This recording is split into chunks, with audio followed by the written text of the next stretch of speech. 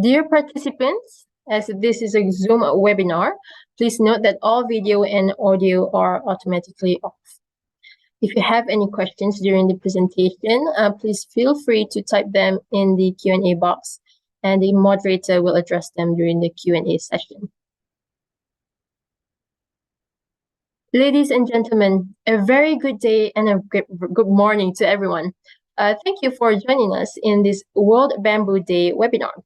Yang berbahagia Academician Emeritus Professor Tan Sri Dr. Mazlan Othman, the co-chair of the International Conference on Tropical Sciences TropSc2024, senior fellows, fellows of the Academy, members of Young Scientist Network, Academy of Sciences Malaysia, partners and affiliates, distinguished guests, ladies and gentlemen. Welcome to our 6th pre-conference webinar, part of the Future Belongs to the Tropics webinar series. This webinar series celebrates the tropics and highlights the importance of science and technology in the region. Additionally, it serves as a lead-up to the International Conference on Tropical Sciences TropSci, which the Mahathir Science Award Foundation and the Academy of Sciences Malaysia will jointly host in 2024. Today's webinar is a joint effort between the Mahathir Science Award Foundation and the Academy of Sciences Malaysia, where we are celebrating World Bamboo Day, focusing on bamboo harmony in the tropics, cultivating sustainability, empowering industry. Before we begin, please welcome Academician Emeritus Professor Tan Sri Dr. Mazlan Othman, the co-chair of our upcoming International Conference on Tropical Sciences TropSci 2024, to give her welcoming speech. Ladies and gentlemen, distinguished guests, bamboo enthusiasts, of which I'm one, and sustainability advocates from around the world. A warm welcome to all of you joining our 6th webinar, part of our TropSci pre-conference webinar series. Today, we are celebrating World Bamboo Day with a webinar focusing on bamboo harmony in the tropics, cultivating sustainability, empowering industry. Now, bamboo, often referred to as the plant of 1,000 uses, has captivated humanity for centuries with its remarkable versatility, resilience, and rapid growth. So as we gather here virtually, we will embark on a journey to explore how this extraordinary plant can act as a catalyst for sustainable practices and industry empowerment, particularly in the lush and diverse landscapes of the tropics. Our world is at a critical juncture where the urgent need for sustainable solutions intersects with the vast potential of natural resources like bamboo. So today's discussions should shed light on the multifaceted dimensions of bamboo's role in achieving this delicate balance from environmental conservation to socio-economic upliftment. From architecture to artisanal crafts, bamboo has the power to bring about positive change on multiple fronts. So, throughout this webinar, we will be privileged to hear from an array of distinguished experts, researchers, practitioners, and innovators who have dedicated their lives to unraveling bamboo's secrets and harnessing its potential. Their insights will inspire us, challenge our perspectives, and hopefully ignite our collective commitment to fostering a harmonious coexistence between human aspiration and the ecological wonders of the tropics. Let us engage in open dialogue, share knowledge, exchange ideas, and forge connections that transcend our geographical boundaries and disciplines. Together, we can unlock the solutions that will drive sustainable development, nurture local industries, and contribute to the well-being of both our societies and the planet we call home. As we embark on today's deliberations, let us remember that our actions today will shape the world we pass on to future generations. By embracing the spirit of unity and collaboration, we can indeed create a legacy of bamboo harmony that resonates across time and continents. Once again, thank you for gracing us with your presence at this World Bamboo Day webinar. May our discussions be insightful, our connections enduring, and our commitment resolute as we pave the way for a greener, more harmonious future in the tropical regions and beyond. Thank you. Thank you very much to Tan Sri Mazlan for the speech. Ladies and gentlemen, before I pass the floor to our moderator, Dr. Goh Hui Lim, to take over, please allow me to introduce her a bit. Dr. Wei Lim is currently an assistant professor at the Faculty of Science, University Tunku Abdul Rahman. She has been dedicated to bamboo research since 2007.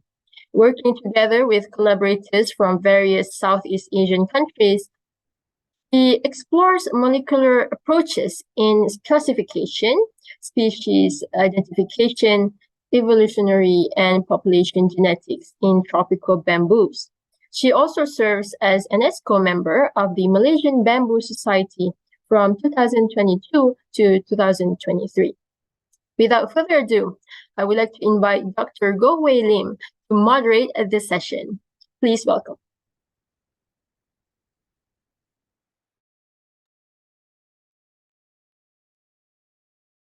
Hi, a very good morning to all of you, to distinguished guests and fellow participants. Welcome to the World Bamboo Day webinar. This year we celebrate the World Bamboo Day and we explore the theme of the bamboo harmony in the tropics, cultivating sustainability, empowering industry. I'm Dr. Goh, and I am truly honored to be your moderator for this insightful session. To some people, bamboo is considered as a poor man's timber, but to the people who see through, bamboo is actually a green gold. So it has been a symbol of strength, resilience, and versatility for centuries.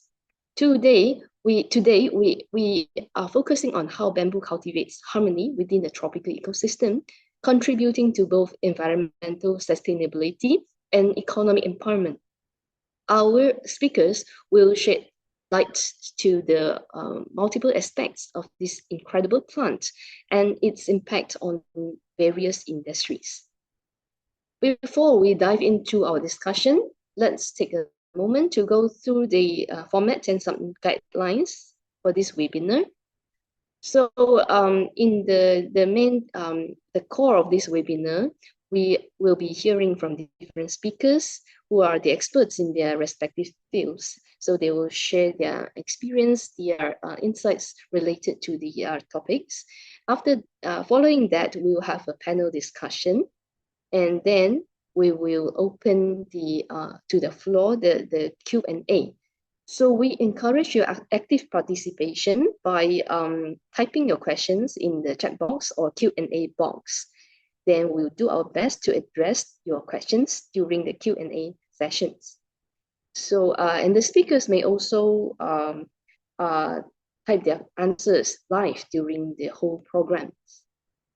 And then don't worry if you missed any part of this webinar, we'll provide you with the access of the recording on the MSAF YouTube channel and relevant resources so that you can revisit this webinar anytime later.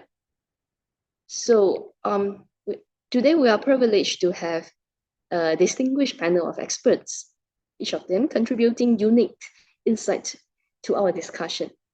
Now allow me to introduce our esteemed speaker. First speaker, we have Professor Technologist Dr. Rahina Ibrahim. Okay, Professor Rahina is affiliated with the Faculty of Design and Architecture in University Putra, Malaysia. She is a Fellow of Academy of Science Malaysia. And she is accomplished an international award-winning design scientist, construction industry expert, and a global entrepreneur. She is a trained architect with a PhD in construction, engineering, and management from Stanford University.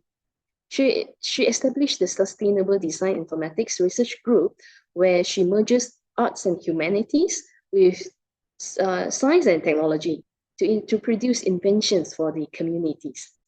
She is principal inventor to 22 intellectual properties.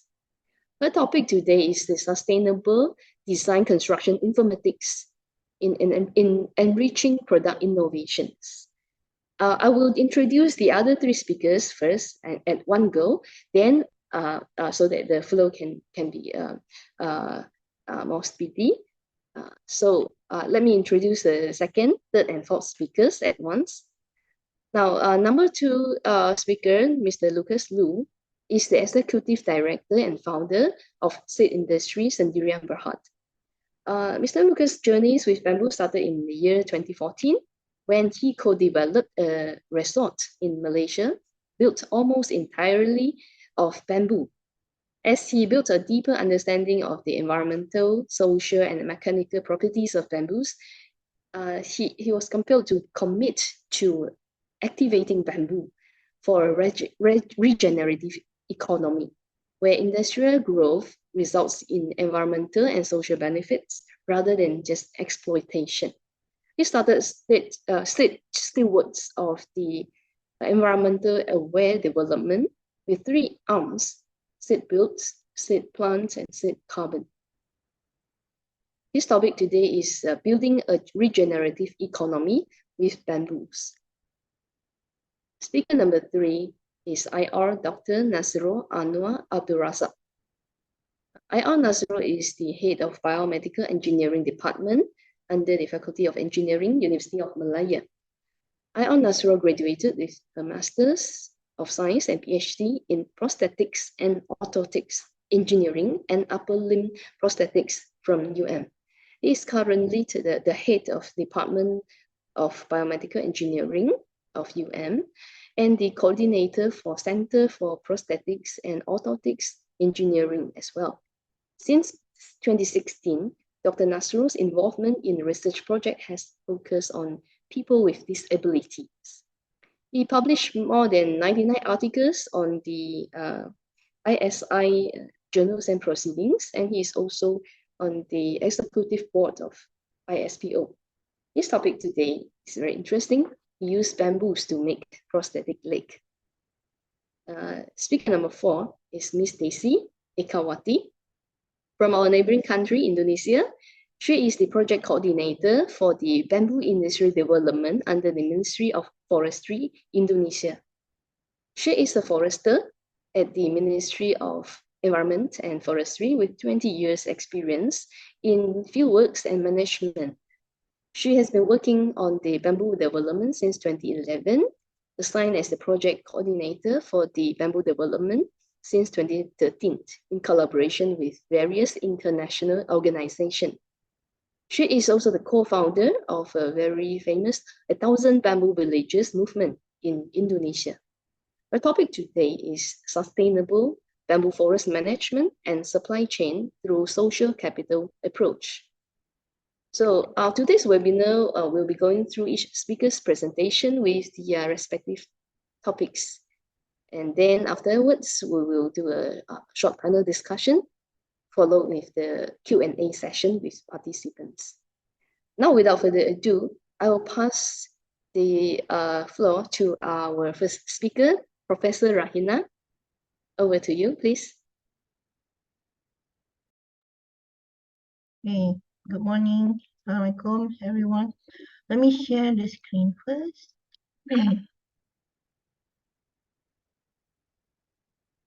All right, so hope you can see the screen. Good.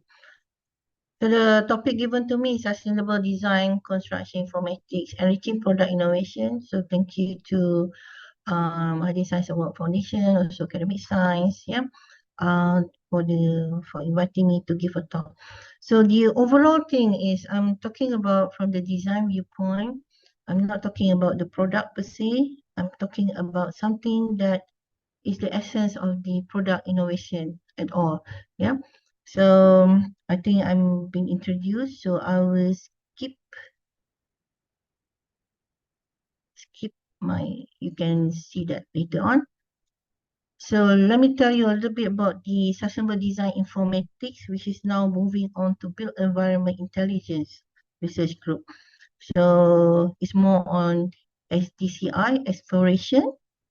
Okay, this is our vision since 2005, developing capacity and capability of professionals in the built environment futures.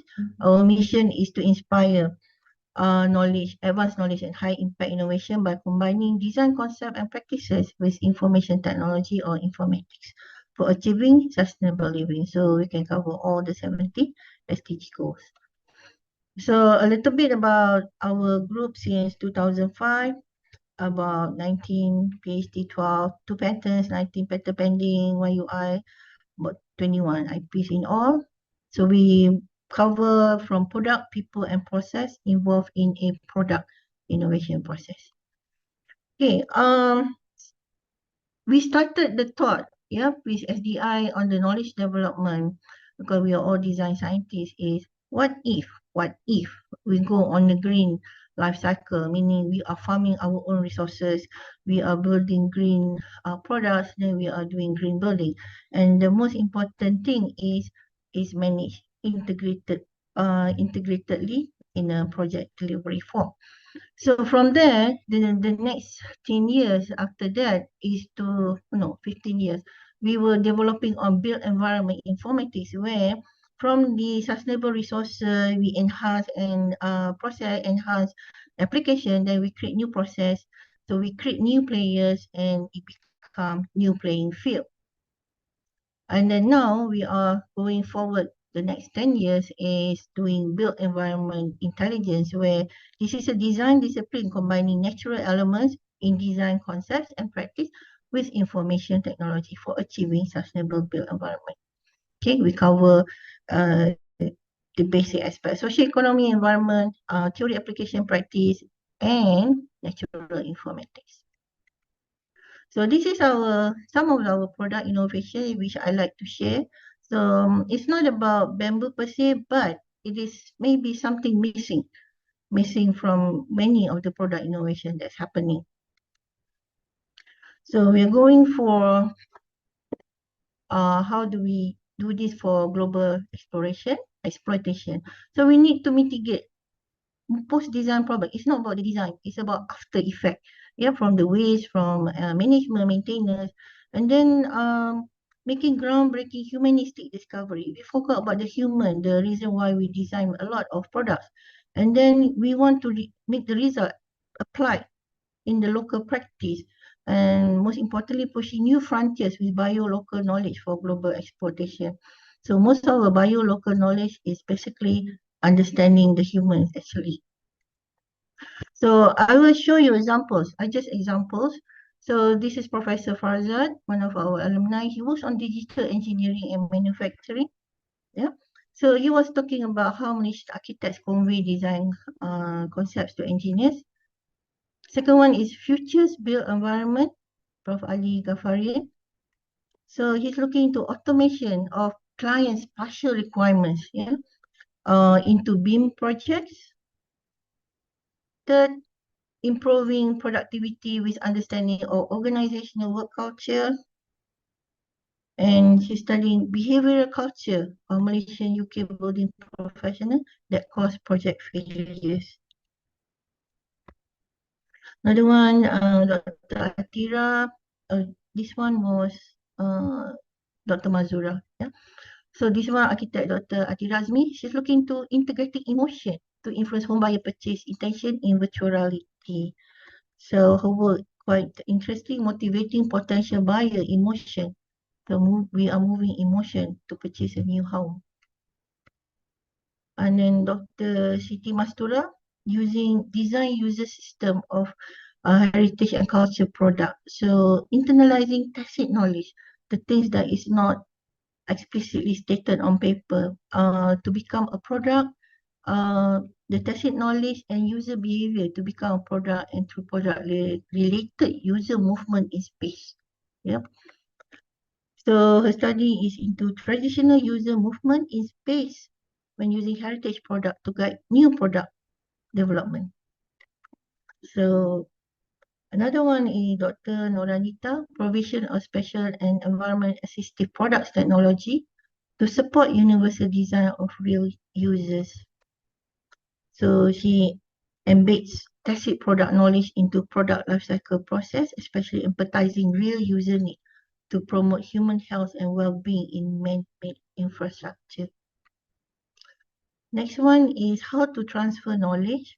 So Dr. Ali Rashidi is looking into how to counter low-skilled Malaysian laborers' behavior to build competency in complex construction assembly. And this is done through gamification. Very interesting. Another one, architect Dr. Ratnakala Sitravel is looking into architectural lighting for individual well-being in tropical environment. Yeah. So what she's working on is correction to our personal individual hormonal imbalance in Malaysian office worker by changing daylighting exposure in the tropics.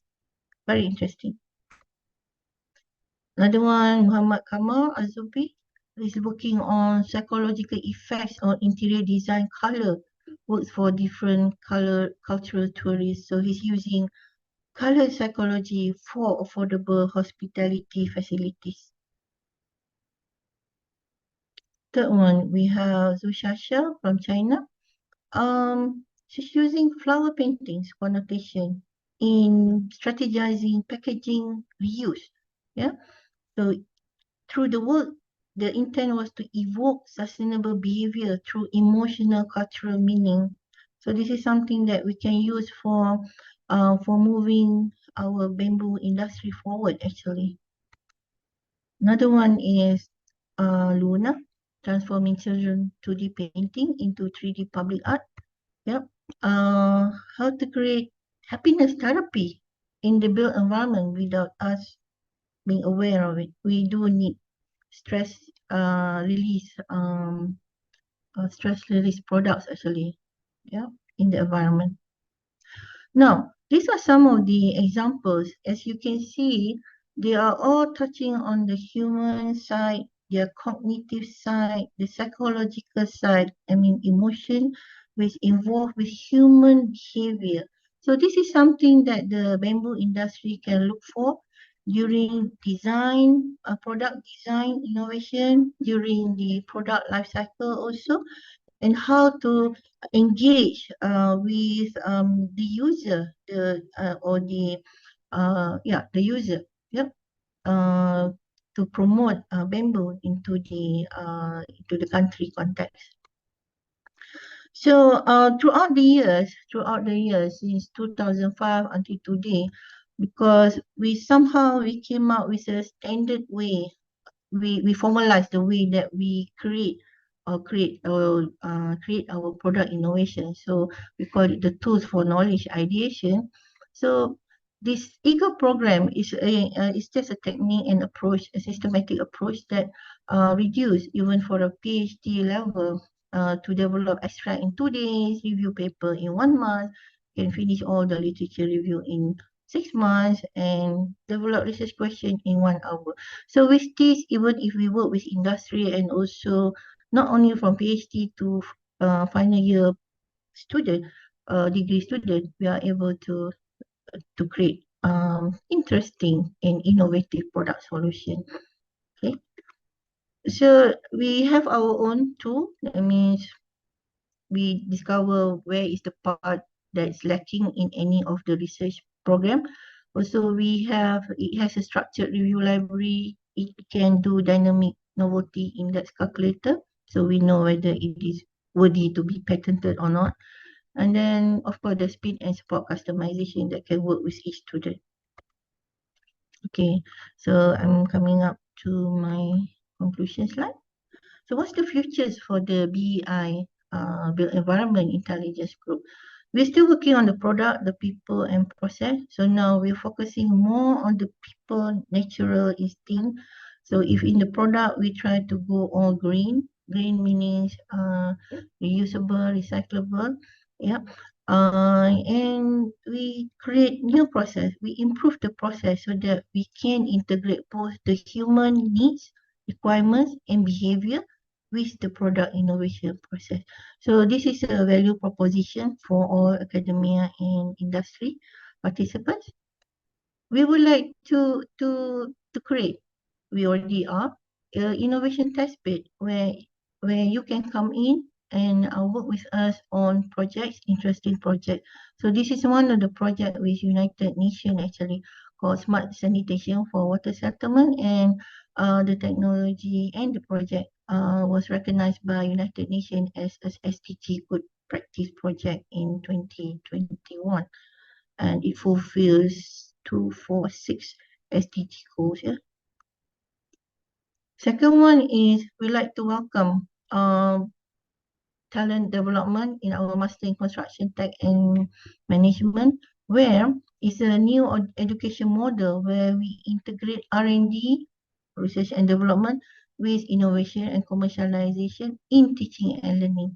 So it's all in within a integrated studio scenario. It's only a 12-month program. So in conclusion, yep. So in conclusion, we, number one, foremost, all of us in our group and hopefully many more out there, we need to be aware there's only one world. Love your environment. We cannot go outside. We cannot go inside. So we have to do our best to make sure that all the resources are sustainable in a way that for the future generation. It's not for us now. Okay. So because of this, as you can see, we already foresee that we need to move transdisciplinary. It's not multi anymore, trans, where new knowledge, new emerging knowledge will be created when we mix multidisciplinary sciences together with experts together. And also, one more thing, as things get into IT, mechanical, technical, very much, so the sciences of human culture is very, very important to us. Without us, that means all the technology and the facility with IT supported process will not be supportive of our personal behavior. So what's the point of having advanced technology, right? Then next is try out the new MACTEM program. Is going to be a glimpse of future working environment in the construction industry. So with that, I thank you. So I will return back to the moderator. So any question, I welcome later on. Thank you. Professor Rahina, thank you very much. So maybe we can move on to the next speaker. At the same time, if you have questions to ask Prof. Rahina, you can type your questions in the chat box. Right, now let's move on to Mr. Lucas. Yeah, over to you, Lucas.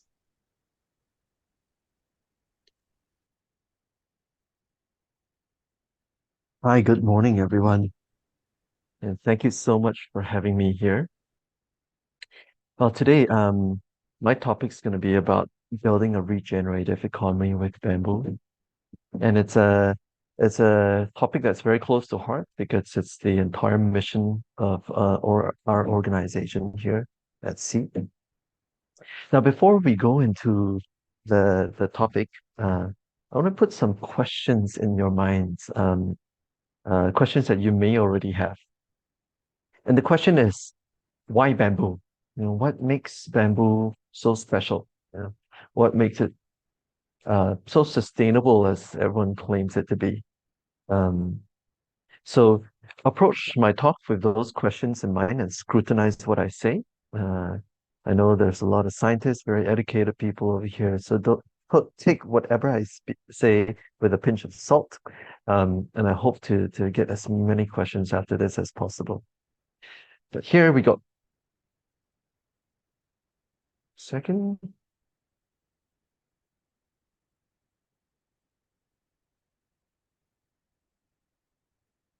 So we've all been hearing about this buzzword, sustainability, for many decades now. But the current state of our planetary health is not very encouraging, is it? Like, we're now in a state where carbon emissions is not the only threat that we face.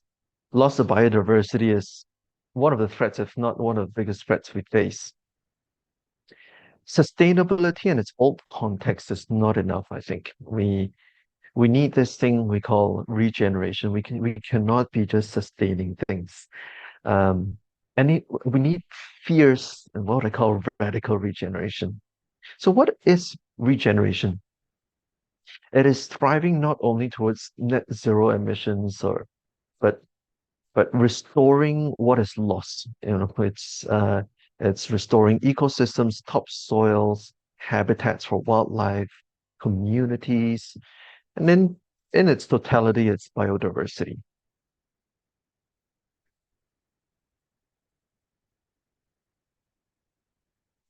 So I wonder how many of you feel an anxiety over this climate crisis. We came out of one of the longest standing El Nino weather patterns, and the seas are heating up, and experts are saying the next weather pattern we're going into, the El Nino, is going to be an extreme El Nino, and a lot of these things really add up to create a lot of anxiety, I think, especially if you live in areas where it's a lot more susceptible to winds and all these kind of um, climate issues. Now, I think while anxiety is a good initiator for change, um, it's not a good motivator. So today, I'd like all of you to look at these topics instead of with a driving anxiety. Rather, we look at it with some excitement, because I think excitement motivates us to take a lot more action than and if we see the purpose behind, I think that's what sustains our actions. Now, the climate crisis, as bleak as it sounds, I think we must take it as an exciting course of correction into a future that prospers on radically regenerative systems, rather than a foolish economy that destroys, a resilient economy that restores. Imagine how beautiful that is. And really, there are so many um, uh, solutions out there. I think there are more solutions than there are problems in this world. Now, we all know that carbon emission is a major climate threat. Hence, today, all these net zero carbon goals. While excessive carbon in the air is bad for our climate, it is actually a very valuable element. All known life is carbon-based. Our bodies is made out of 18.5% carbon. Diamonds are solid forms of pure carbons, some hardest materials in the world.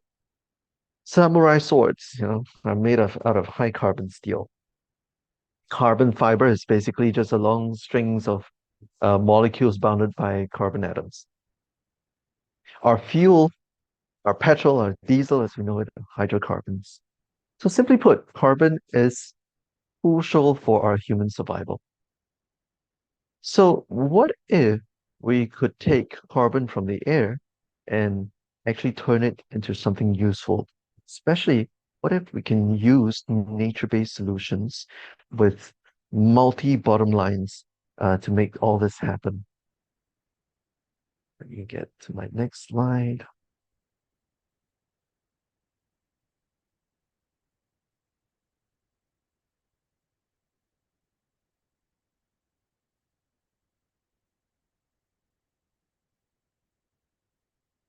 Yep, I'm sorry. I think I might be having some problems with my slides.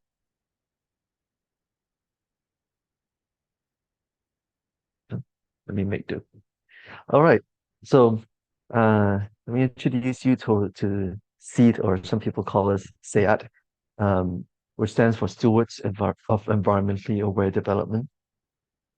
And our journey started by asking ourselves a series of questions based on industrial problems. We know that construction industry is one of the top polluters in the world. It contributes to about 40% of total CO2 emissions. So the world desperately needs a sustainable alternative for construction materials. And the easy answer would be to look for a highly renewable woody plant that functions as a carbon storage. Now, we all know that trees are woody plants. I mean, pretty much the only woody plants we know. Uh, but are they really that renewable? That's the main question. Perhaps just not fast enough. This is where, when we add bamboo into the equation, it's almost like cheating. Because bamboo is not a tree, it's just a giant grass. And boy, does it grow fast. It is, in fact, the fastest growing woody plant in the world. Now, from the growth habit of a bamboo is that it grows out of the ground in full diameter, and from a little shoot, it shoots up into full length, or full height, in the matter of months. So, on average, somewhere between 12 to 14 months. And in some cases, at the peak growth rate, it grows up to like a meter a day. And guess what is required in order for this plant to grow so fast? What does it need to fuel it?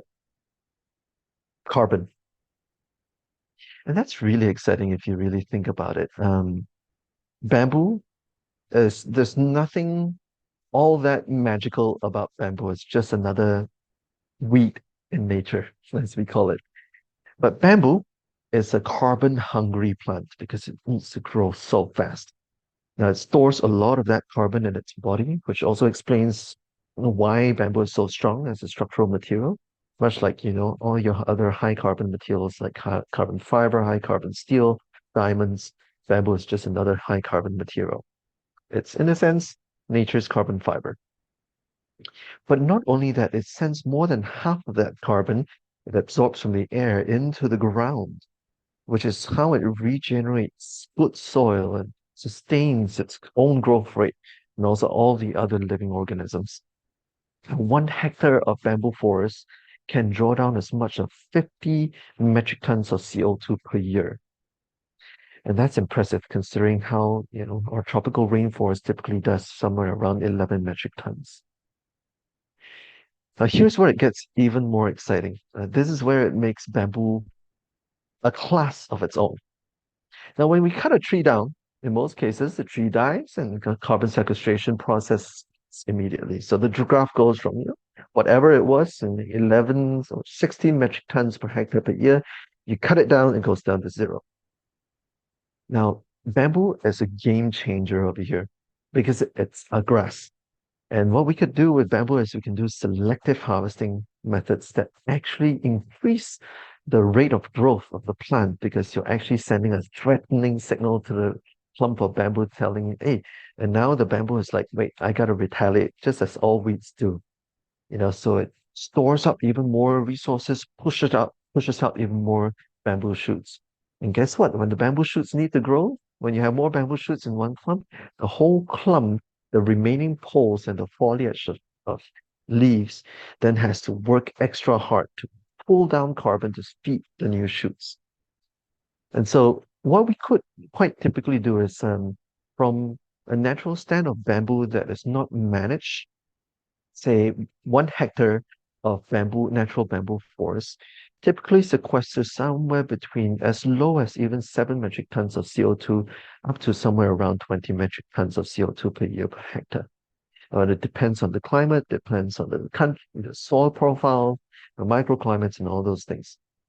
But the moment we go and selectively harvest bamboo, or what I call regenerative harvesting of bamboo, we can easily double up that carbon sequestration rate in as little as a year.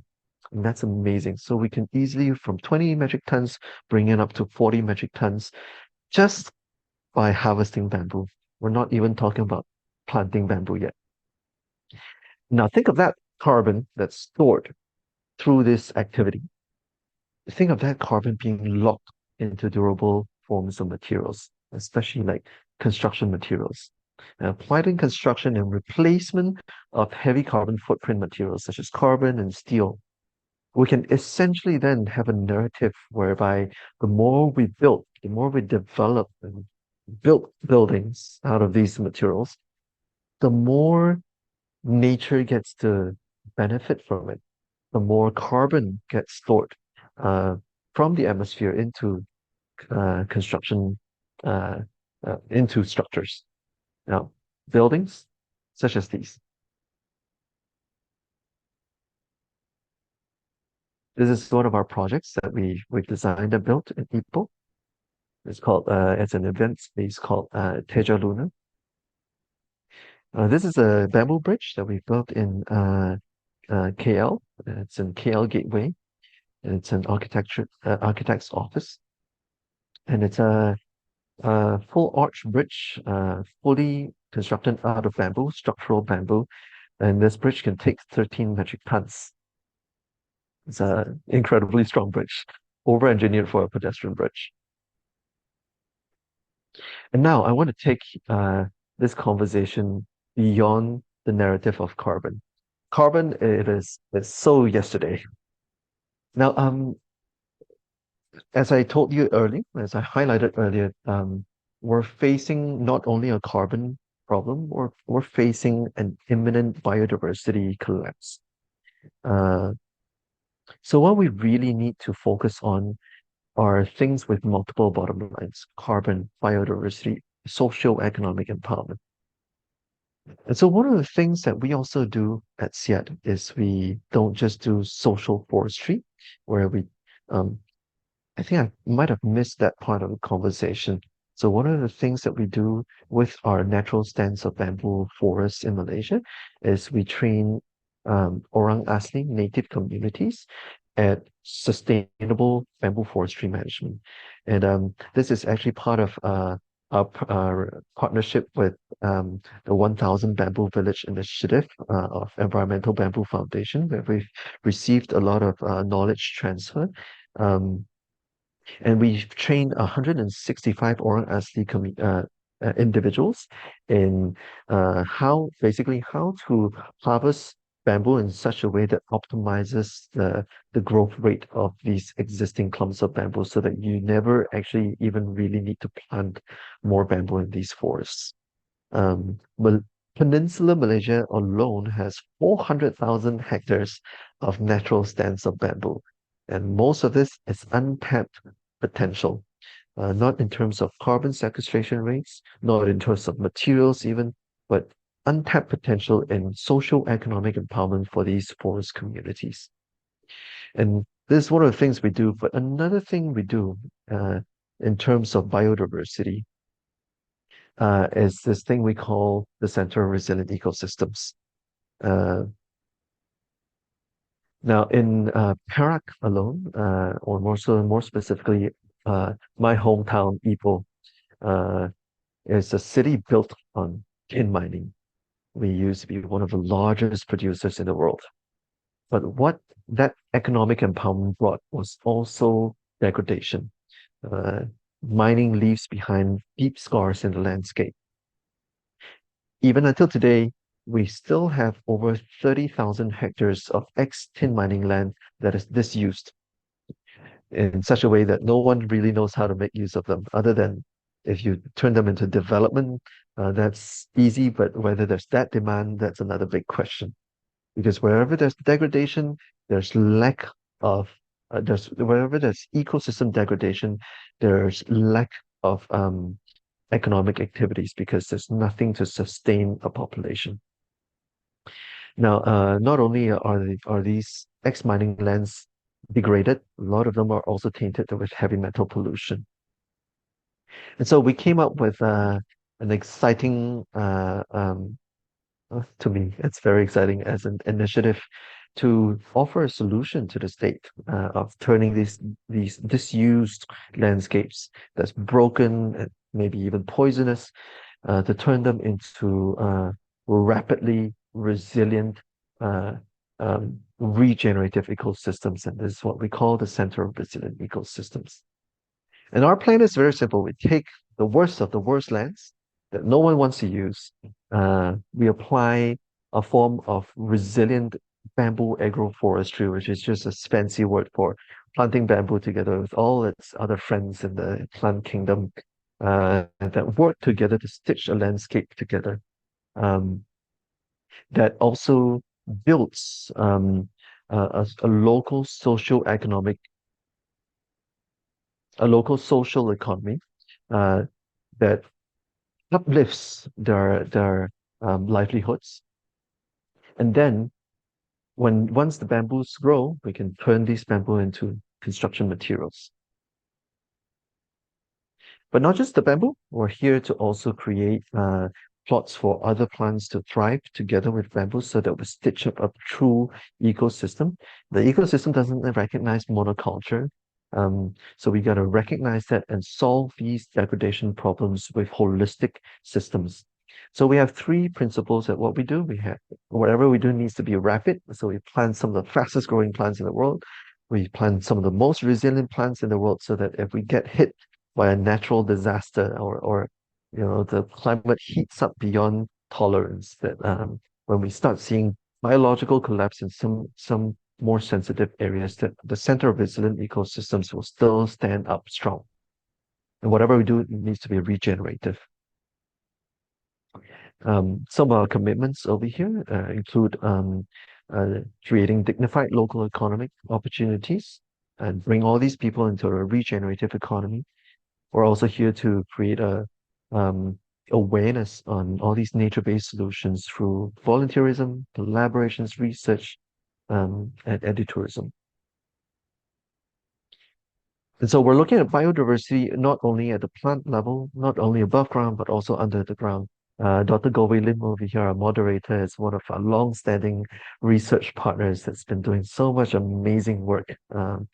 And we're currently embarking on a research on figuring out how the mix of plants between bamboo and vetiver grasses, between shallow roots and deep root systems, how they form a collective rhizosphere that harbors a lot more microbial activity, especially like bacillus or arbuscular mycorrhizal fungi that then stitch up the entire landscape, make it communicate and regulate and convert different minerals and different nutrients into bioavailable forms for all these life systems to benefit from.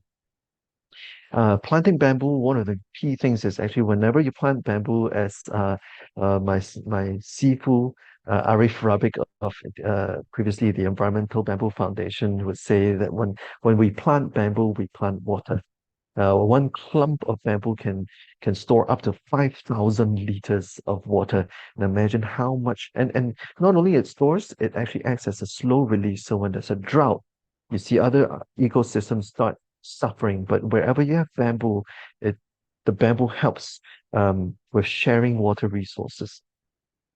And also, on top of that, all this social economic upliftment is equally important, if not more important. This is the center of resilient ecosystems, and this is how it looks like. It's in Batu Gajah, and it's an ex-tin mining land, basically sand tailings, and it supports little to no life. And our goal is to, in as little as 3 years, turn that into a landscape that looks like this, where it has its own microclimate, it supports all different kind of life systems, and it remains resilient throughout different cycles of weather patterns. And that is in a nutshell why we do what we do. If you're interested to find out more, check us out on our social media or even our website, Siat Bamboo. On Facebook, you'll be able to find Seed Build and Seed Plant. And that's it from me. Thank you, everyone. Thank you, Lucas. Thank you. All right, now let's move on to Dr. IR Nasrul. IR Nasrul. Yeah, over to you. Yes, just give me a second. Cannot find the right button here. Right. Can you hear me clearly? Can? Yes, we can. All right. Okay. Can you see my slide now? Can you see my slide? Yes, yeah, we do. It's a PowerPoint bamboo prosthetic leg. Am I right? Yes. Yeah. Dr. Nasrul, maybe you want to run it in the full screen. Yes.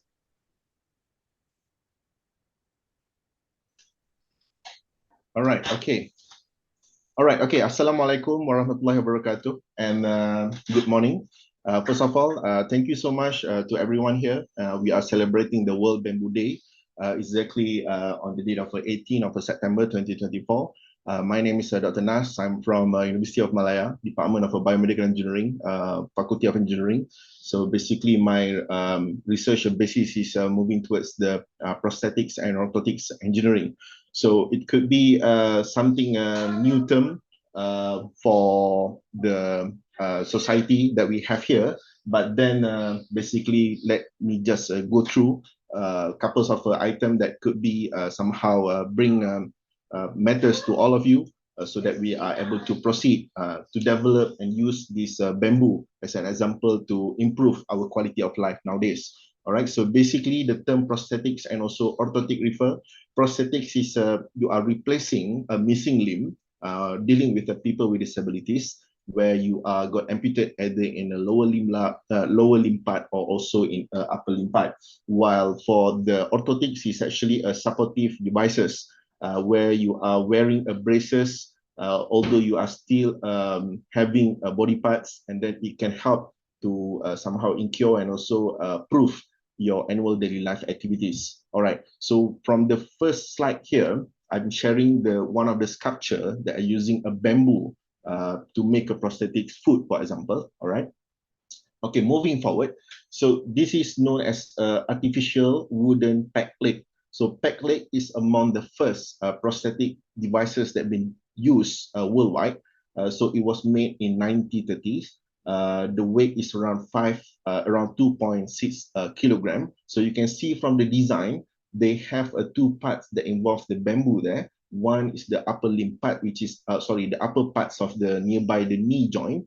This is known as the upper above knee joint, and also you can see there one of the stick there is actually known as a prong and also a pylon. So these two design using a bamboo to be somehow attached with the human prosthetic legs in recent years, in past years, which is the 1930s. All right. So usually it is worldwide being used during the war. Because most of the soldiers got amputated because of the bombing situation, mine line, and etc. So that's why they are fabricating a prosthetic using this bamboo. All right. So I would like to share some of the movie scene as well. I believe that we are having around 200 people here. Most maybe have seen one scenario coming from the scene shooted from the movie known as Pirates of Caribbean by Johnny Depp, for example. There's one scene, if I'm not mistaken, in the Pirates of Caribbean 3. Captain Barbossa is wearing a hook of a prosthetics, and also one of his prosthetic is on the leg side. All right. So what happens is that at one capacity, one session, Captain Barbossa and also Johnny Depp is running from their enemy, for example, and then they stop at one tree. At that tree, suddenly Captain Barbossa opened his prosthetic legs and then drink water from his prosthetic leg. So the use of his prosthetic legs is actually to put balance when he is running, and then he need to reduce the weight of these prosthetic devices by controlling the water inside the bamboo, inside the prosthetic itself. So these are some of the function, how it been utilized with the nature using a bamboo on the previous years, and then they combine with the capacity or also density of the water in order to control the speed and also the movement of a human being. So these are the general idea how bamboo is actually being attached to a prosthetic devices. Another devices as well also be designed by the European in 1950 until the 1925. It's a different version of a backplate as well, but this time around the bamboo has been attached at the socket part. So the one that is in the brown color we know as a socket part, and also there's a belt there to control the size and also the type and also loose of the prosthetic device itself. So you can see from here it's actually how human being now in the recent years are using bamboo not just for them to proceed with the annual daily activities, but they need to have a calculative measurement as well, because not all of us, when got amputated, are able to somehow integrate with the prosthetic itself. All right, some adjustment need to be done to the material, some adjustment need to be done in each of the joint as well.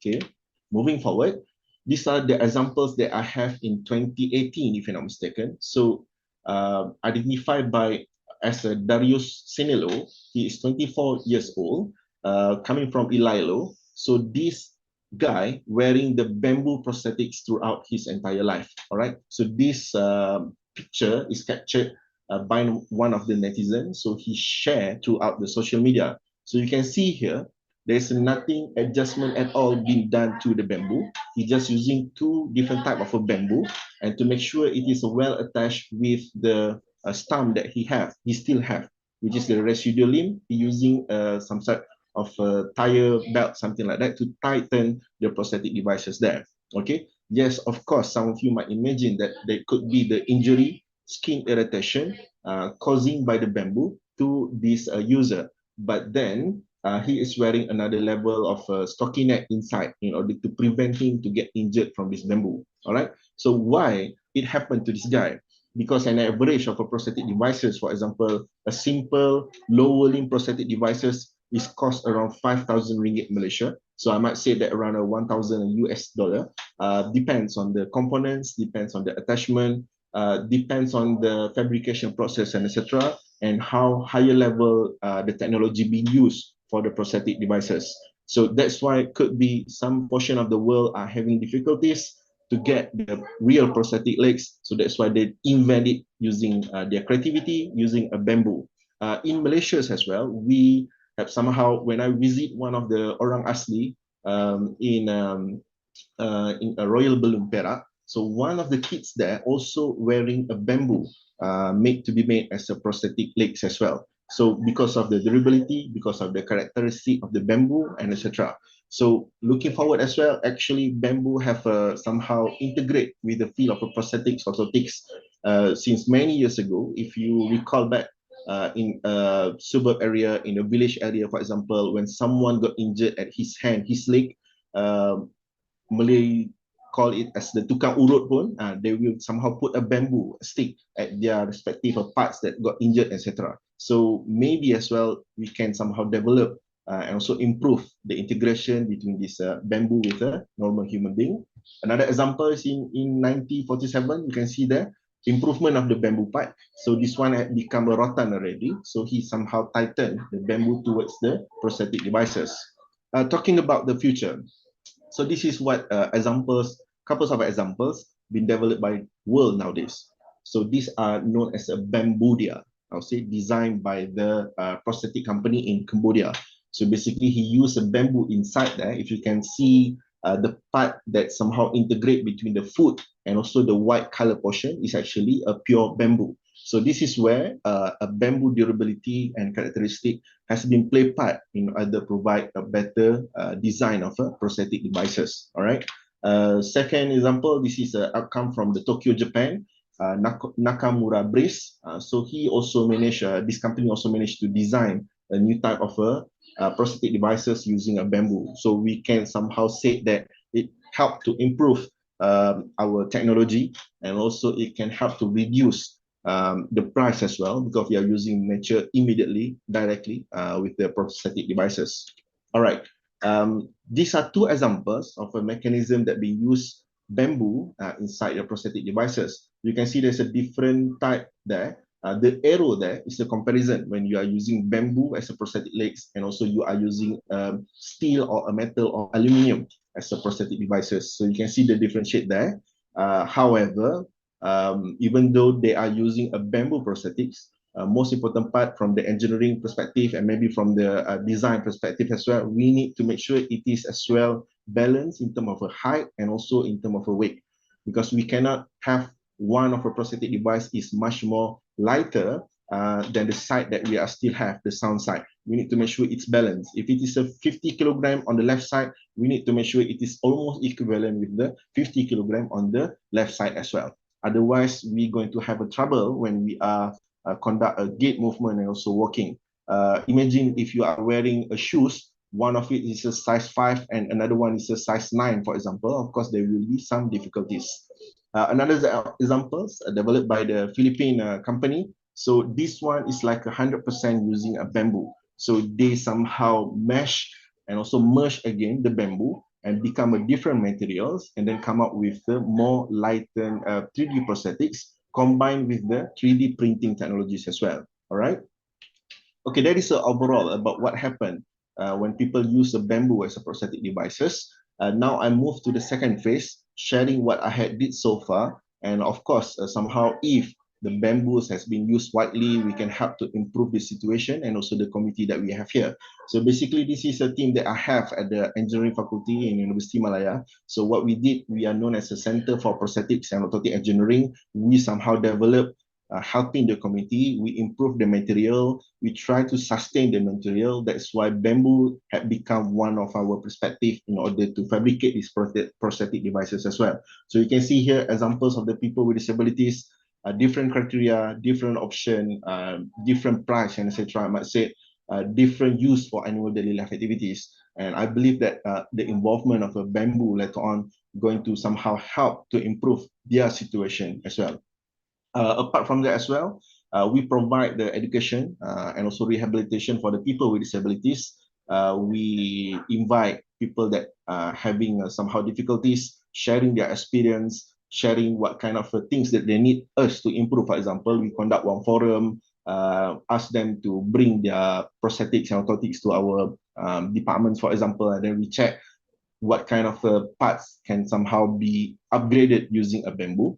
And then we also somehow dealing with the social and rehabilitation. We conduct a couple of activities. Why we conduct a couple of activities is that we are not just like provide a prosthetic devices, but then we need to make sure that when they are using the prosthetic, they are really comfortable in using that. And also they are somehow can give us immediately feedback what kind of things to be improved, what kind of a portion, material, skin irritation, and etc. And Alhamdulillah as well, apart from that as well, we involved with the Paralympic sport as well. So some of our people with disabilities use our prosthetic devices playing basketball and also sitting volleyball, mewakili Malaysia as well. That's your examples of the cases that we have at our center.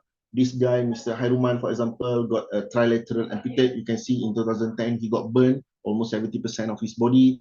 Alhamdulillah, in 2017, he used our prosthetics and we visited a couple of places to evaluate his prosthetic devices. We visit Felda in Jangka Pahang as well to provide a rehab to this lady over here because he cannot move his elbow part. So we somehow helping in doing this physiotherapies and etc. This lady, Miss Mazwin, we replace the prosthetic devices. You can see from 2010, then we replace with a new one in 2018. And the last case of studies is where we have a Mr. Nazmi here. So we somehow help to fabricate the prosthetic devices in order for him to conquer the Ankara mountain in Turkey. Yeah, so that is just a couple of matters that I would like to share from my centers and also from my side as well. So we hope that we can somehow sustain providing the information, guidance, advisor, education to the people with disabilities, including the involvement of a bamboo one day to sustain, become the consultant and keep educate people with disabilities, what kind of option they have out there using a different kind of prosthetic devices. And we want to help to venture and empowering the people with disabilities to new levels as well. That's all from me, Dr. Go. Thank you so much.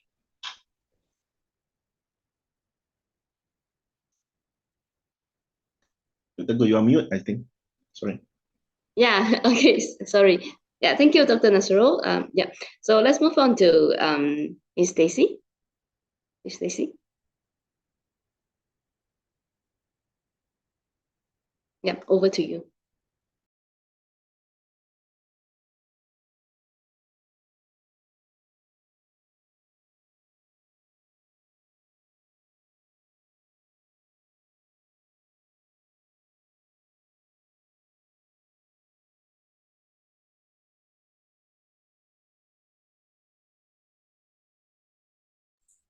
Yeah, thank you very much, Madam Welim, for the moderator. So, Assalamualaikum warahmatullahi wabarakatuh.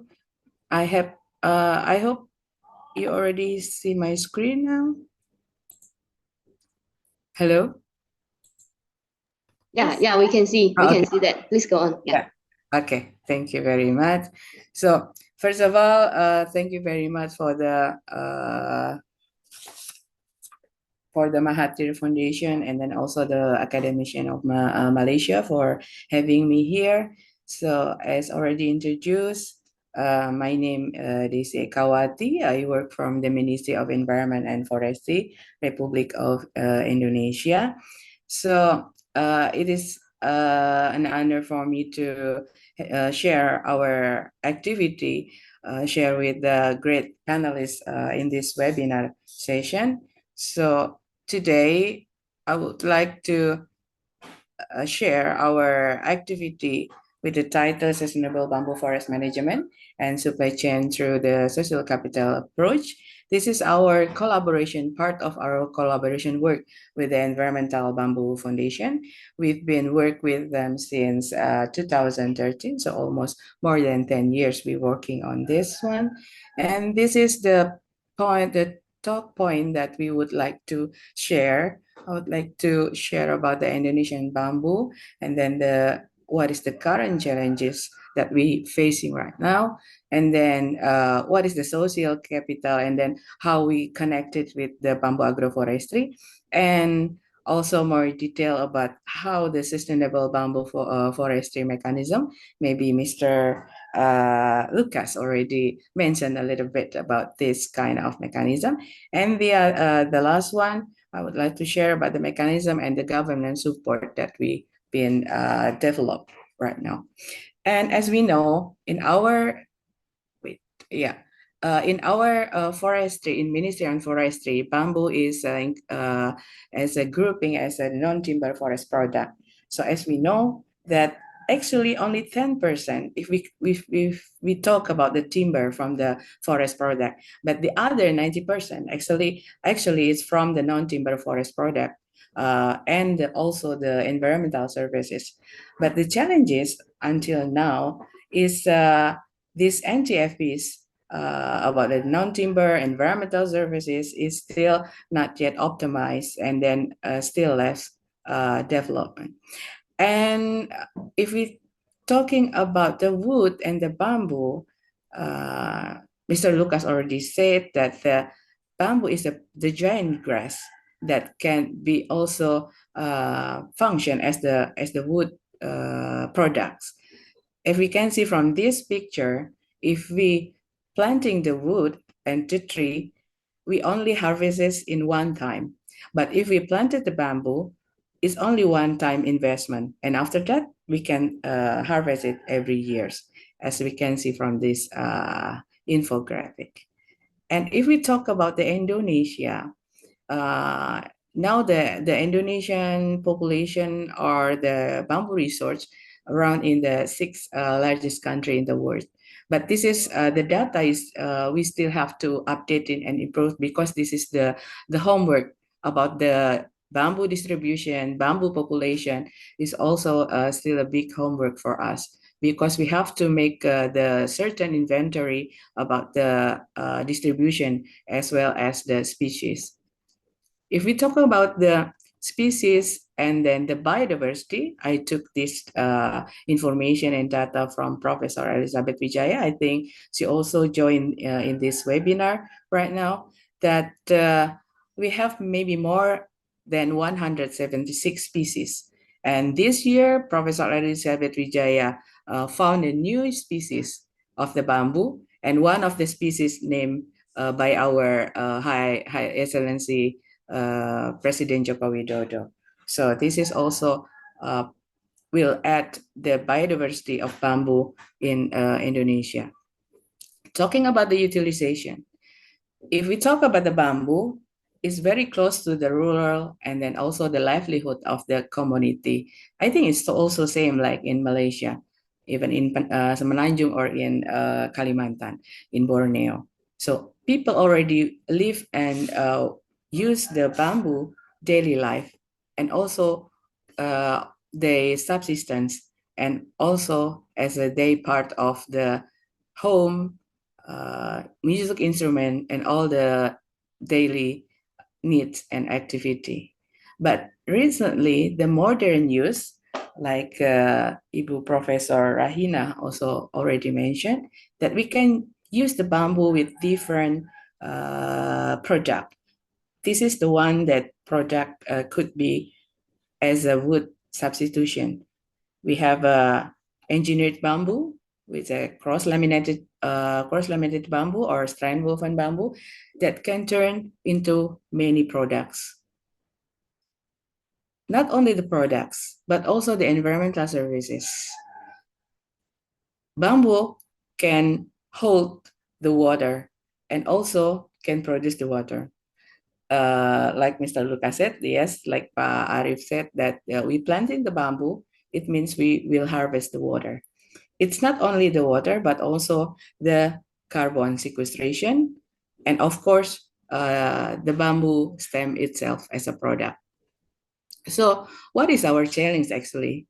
This is the main issue that we have facing and right now. The population, the growth population, but the environment and the land degradation, it's also getting increasing, and also the emission and the biodiversity. This is our challenge. And this is also with the bamboo, we can answer this kind of several issues in global, like the Sustainable Development Goal. In the Pillar 1, in social development, we can use bamboo as a no poverty, and also from the hunger, we can produce the bamboo shoot, and also for the economic development, and also as well as the environmental development. Not only the SDGs, but many issues like green economy, circular economy, if we talk about the nature-based solution, and also how to achieving the NDC's target in each country, we can use bamboo for this kind of issues. And our approach in this development, we use the bamboo agroforestry. Why? Because we realize that the bamboo is part of our community and also part of the livelihood. That's why the Bamboo Villages agroforestry is one of the approaches that create jobs, employment, and also how to improve the women contribution, how to manage the natural resource. And this is also excellent opportunity for the Green Economy Initiative, and also how to move and trigger the economy from the rural area. And this is one of the important thing if we talk about the bamboo agroforestry with the community, the social capital.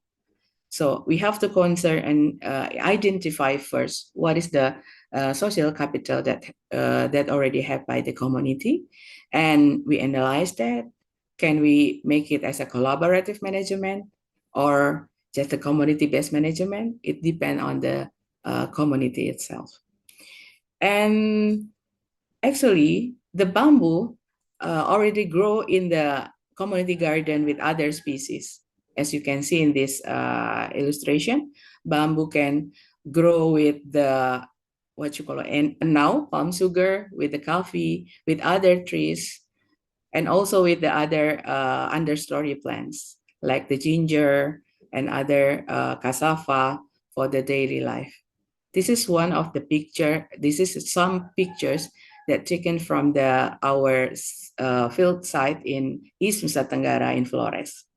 So for the community-based bamboo agroforestry, we established the mechanism and the system how this our main partner bamboo farmer group to management to manage their bamboo natural resources through the sustainable bamboo forestry management, and also how to integrate the model, how to connect with the market, how to establish the cooperation with the private sectors, and also how to build the capacity building among them.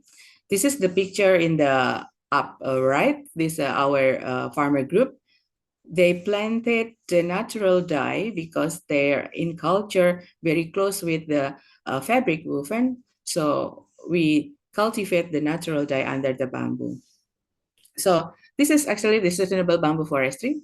already mentioned before by Mr. Lucas. So this is a standard and instrument how to ensuring the sustainability of bamboo resource management for the resource utilization. So the bamboo is the commodity friendly. You don't need any sophisticated tools to manage. You just need a shoulder. You just need a what you call it, parang, or you machete to cut off the bamboo.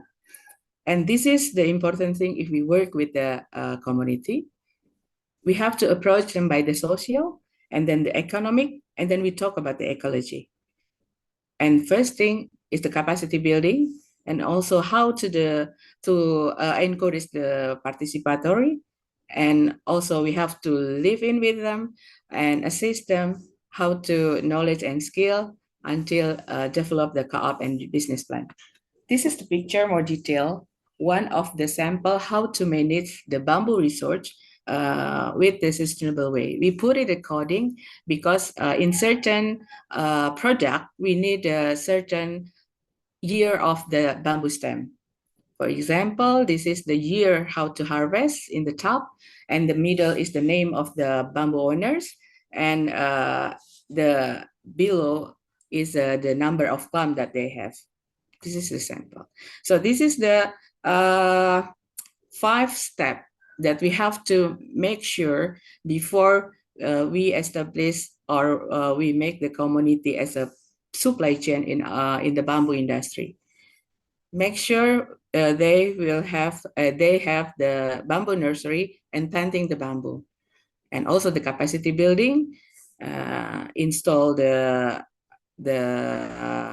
preservation or the technology that run by the community until it can supply to the industry. So this is the support mechanism that we established. We call it 4P.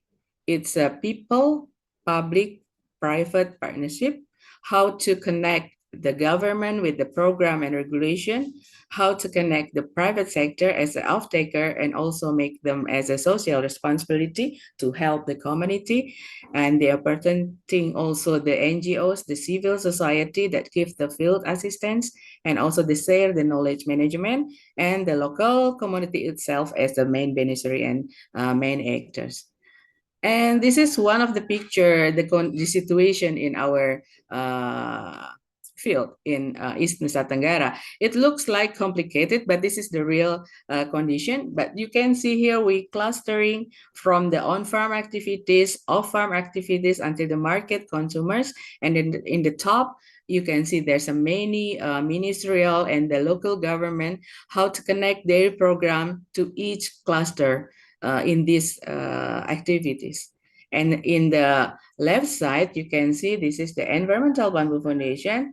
This is the important organization as well. It's also depend on the site. So we need, looks like Environmental Foundation in each site, how to connect the program support and also the program conduct in on-farm, off-farm, and also the market.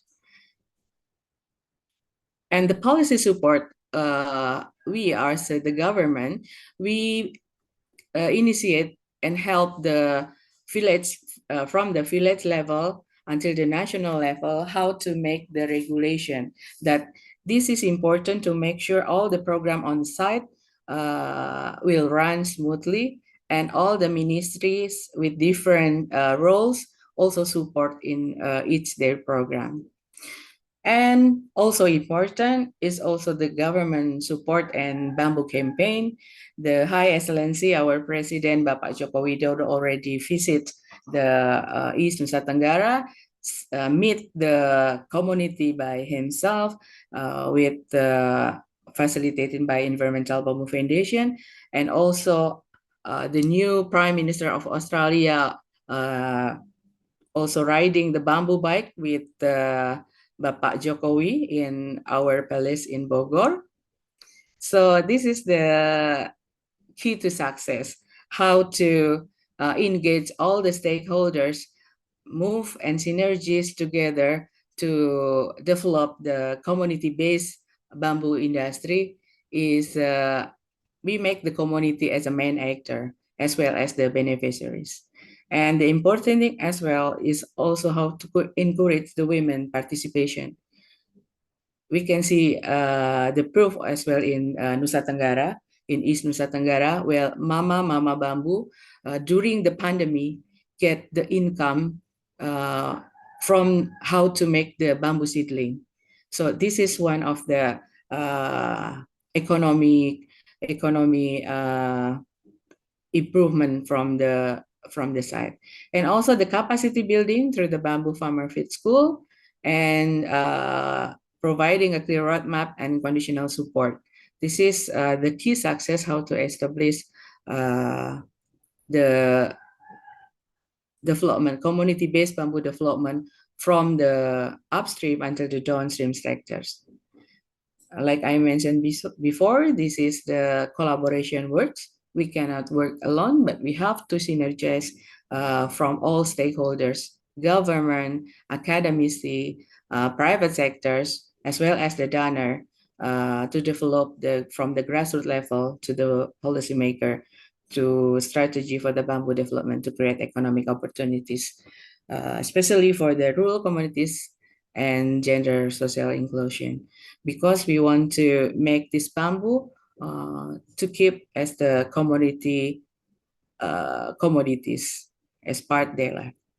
Thank you very much. Terima kasih. Wassalamualaikum warahmatullahi wabarakatuh. I turn over to the moderator. Thank you, Ms. Stacy. And I also want to thank Prof. Rafi. Also want to thank Prof. Rahina, IR Nasuro, Mr. Lucas for your interesting sharings. Now, let me recap and relate their main points.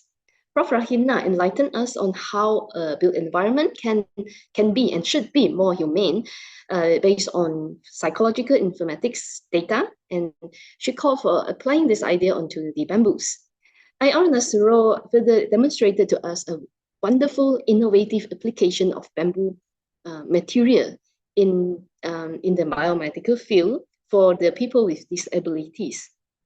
Mr. Lucas shared with us his experiences from a bamboo user in the construction industry to growing the bamboo plants, and this involved educating the local communities on sustainable harvesting and introducing a bamboo solution for highly degraded land. And then Ms. Stacy led us through her endeavors in managing resilient bamboo forestry and developing bamboo villages in Indonesia. For Lucas and Daisy both, the local communities are engaged. And for Ms. Daisy, the work is through a concept of social capital. And for Lucas, the main framework is regenerative economy. Now, we should go on with the panel discussion. Let's start with Prof. Rahina. So, Prof. Rahina, you work on integrating humanity and arts into the built environment, right? So it is really interesting. Just now, Prof, you because of the time constraint, you touch and go a lot. So now we hope to hear more from you. So how do we, in your opinion, adopt this idea onto bamboos? Is bamboo a strategy to make this building and design more aesthetic and more humane? And how does the humanity and aesthetic values contribute to the sustainability? Why is it important? Okay, thank you, Dr. Go. A lot of questions, but in a nutshell, I will touch more on the construction related. Okay, first thing first, anything beautiful is sellable. Okay, point taken. But in the construction industry, because of the safety aspect, there are regulatory requirements. So for this reason, because I worked with timber structure before. So I think one of the questions that was asked in the Q&A section is regulation. Okay, the most challenging part is the fire perception. Okay, when we work with timber, we thought, well, it doesn't meet, but actually it's already in the UBBL. So if you follow that, fine. But we do not know about bamboo per se or bamboo composite per se. For this one, they are require for R&D, more R&D to work on to get that. As far as termite, fungus is concerned, everything is fine. It can be taken care of. So it can be very permanent. Okay, then what's left is only on the fire side. But then there are advanced fire treatment also. So, well, anything is advanced is R&D, right? Okay. I think there was another question about which bamboo to use. There are certain bamboo that you can use for construction because of the uh, thicker side of things. But at this point of time, and I think I answered one of the question was, in any industry, if your ROI is very high, that will be the one that people will focus on. Quick return, easy to access, and things like that. So for us, right now, I feel that the challenge to bamboo is the perception of temporary because if you see a solid brick house or concrete house, it look permanent. Okay, do you know that brick also can burn down, concrete also can burn down, steel also can burn down, and it's the same. It's the same. So, but the perception is there. So that's why in the design, when we do things, we have to overcome this what do you call it, negative perception. So the word that I used was increase the product emotion, effective design. So you give added value to overcome this negative perception about the materials and give the material to any designer. They can come out with wonderful innovation. So for us, if you can take care of these basic things that is causing people not to accept bamboo in the first place, so then the industry can go very fast. Okay, thank you. Right. So do you think the humanity and aesthetic values will contribute to more willingness of people using that? Yes. For example, Dr. Go, through design, I can make a $1 product where people pay 100 ringgit for it. Okay. So do you care about the $1 cost? So that's how we help the industry actually. This is how we help the industry. So because the farmers, they don't want to be paid pittance for the work that they have to do, go into the forest to harvest the bamboo, and then for somebody else to make a lot of bucks out of it. So we have to make sure that along this life cycle, the people involved there have what I call equity distribution on the wealth that's to be distributed along the product innovation process. So that's my strong belief. And for this reason, I'm more into looking into the human part of things to make sure that even the farmers are inclusively included in the wealth distribution of the product, not just the end product. Okay, and then for the user to just pay because that's what they feel. So we create more value so that everyone inside or not inside along those life cycle process can equitably enjoy the benefits. Yeah, right. See, all right. Yeah, so talking about this durability of bamboo material, I have a question for IR Nasiro. So do you think how good do you think bamboo material do the job to make these prosthetic devices in terms of durability? And do you concern about that? Yes, thank you so much, Dr. Go. Yes, basically, in terms of durability, we really somehow conduct mechanical testing using this bamboo and as well some other materials as well. We do the tension and also the stress test as well towards the bamboo, and then we figure out bamboo characteristic is actually can be cheap or other option replaceables of our pylon. So this kind of a pylon is made from the aluminium, and of course we are talking about the sustainability using what we have in terms of natures and etc. So yes, I see there's a good chances that bamboo can somehow replace the pylon that we use aluminium nowadays. Okay, And we are still somehow, if Prof. Rahina, Mr. Lucas, and also Ms. Desi, Dr. Goh sendiri pun, if somehow can influence the industry for bamboo to somehow encourage the use of a bamboo towards the medical and health punya industry, that will be a good future for Malaysia as well, and also Indonesia. I believe we have a lot of land. People got sick, people got die every day. We need some new improvement of whatever we have.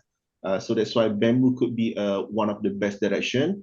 The hiccups or the gap could be the ethical approval. So when you are using a new material, for example, bamboo, etc., so we somehow need to provide an evidence, ethical evidence as well to the medical doctor, to the user, that by using a new type, a new material as a bamboo, replace of your human being parts, for example, what could be the safety, what could be the rules and regulations, and etc. Because, for example, just sharing, nowadays we have a lot of 3D printing devices of replacing the human hand, human heart, human ears, human eyes, and etc. But then, of course, we need to take a look back.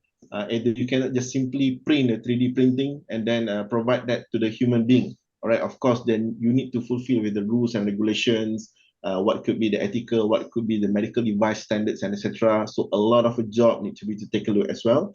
And I believe replacing some of our body parts with the bamboo can somehow save our world and also sustain. We really hope that there will be some bamboo industry are able to come up with the idea to tackle about the improvement of human structure, etc. Maybe bones, etc., etc. Yep. Thank you. Right. Okay.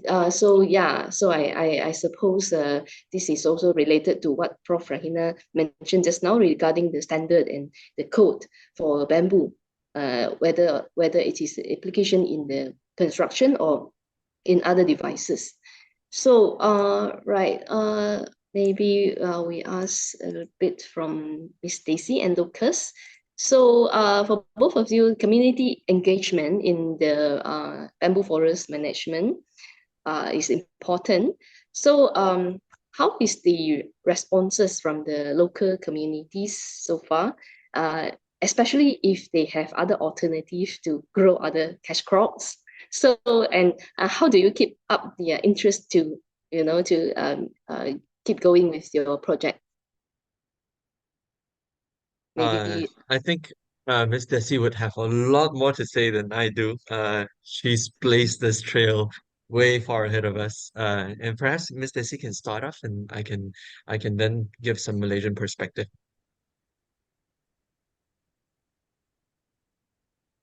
yeah, maybe Ms. Stacey want to answer. Okay. I thought you want to go first, Ms. Lucas, with, okay. Thank you very much, Dr. Welim. So yeah, in our case in East Nusa Tenggara, yes, that's right that you mentioned that the community is already have many products with the certain market. As you know that they're famous with the coffee. If you know the Bajawa coffee, this is the single origin that already have a certain market. But yes, with the bamboo, usually they use the bamboo as the social commodities. They just give it for free for the ceremony, and then once there's an industry there, and then the bamboo has its price, so the people start to thinking, oh, okay, so this is not the free commodities anymore. We can sell the bamboo to the industry. So that's also the key point for the bamboo development. So once it already has a price, so the community will interested to join, and then we give them the capacity building, how to make it's more value added. So not only give the bamboo itself. For example, if they only provide the bamboo, so another team or another group cutting the bamboo, they only get the price for example, 20,000 rupiah.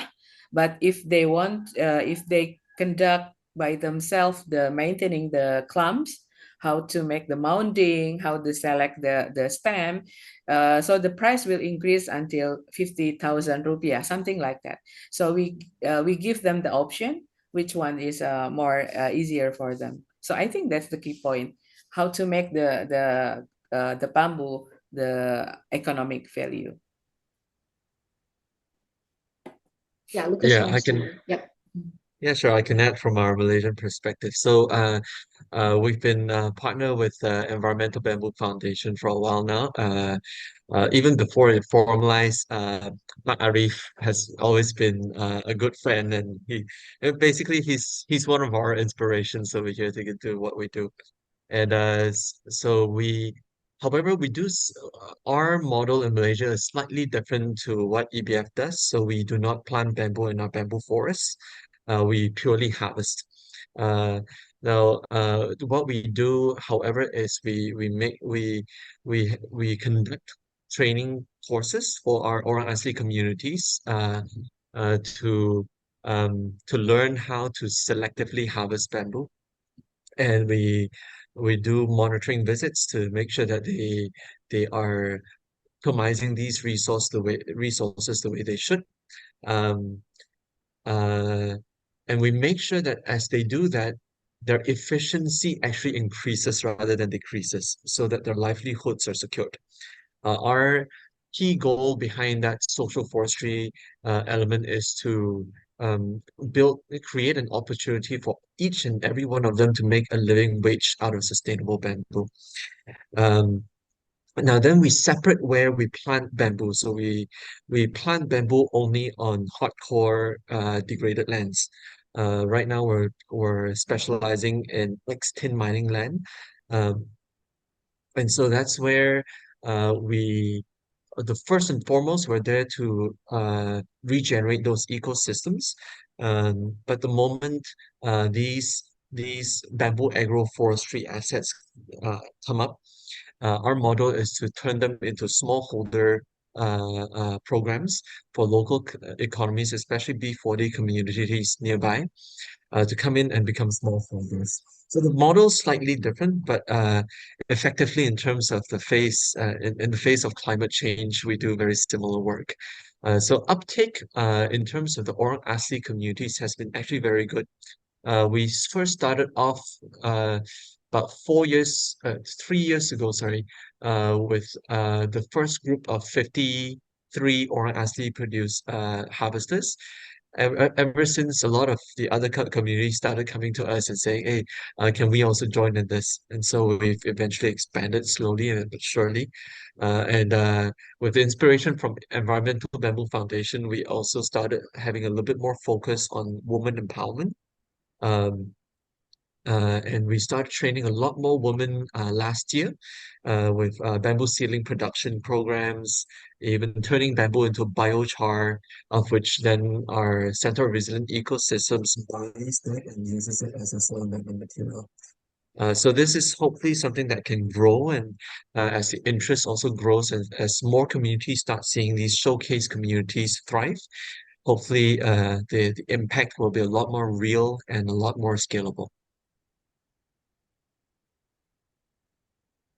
So yeah, I am sure this is not an easy task to to keep them engaged. And then you both also talk about the partnerships between among the government, private sectors, NGOs, along with the communities. Okay, all working together. So I am sure it is quite tough to to put them together, to persuade the funders and so on. So do you have any experience to share to when making this efforts to initiate the work, when This is how to persuade? definitely this is definitely an question for Miss Desi.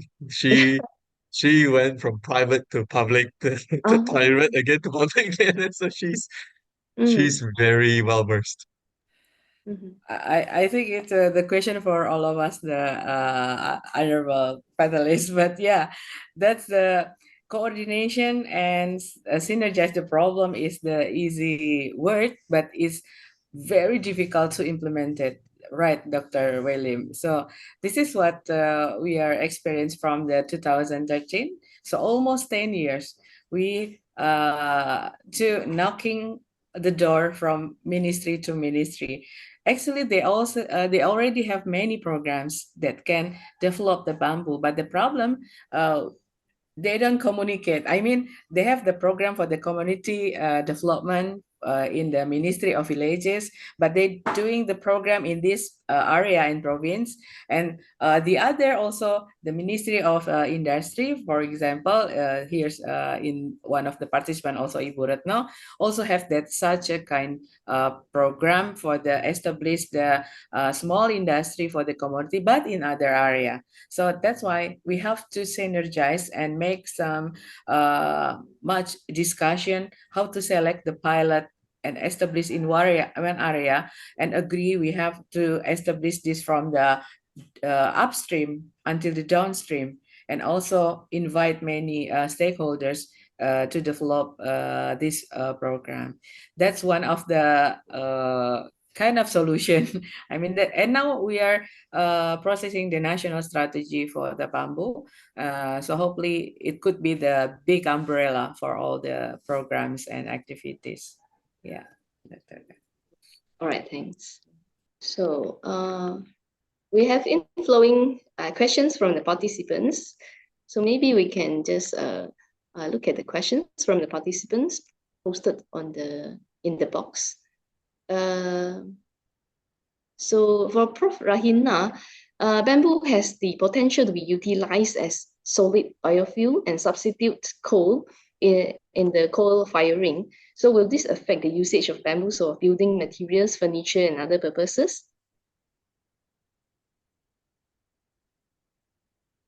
I guess it is I have answered that. I have answered that. It all Okay. depends on the place and the region where you want to do the business actually. Yeah, because it's raw material. And all I said just now, it all depends on the ROI who wants to do it. Yep.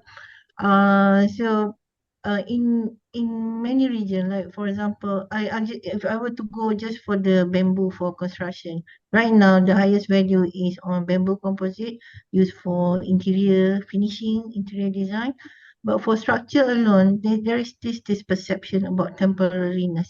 So we have to overcome that temporariness challenge if we were to go further than that.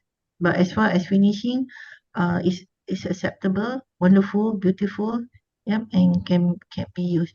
So the answer is it really depends on what sort of business venture.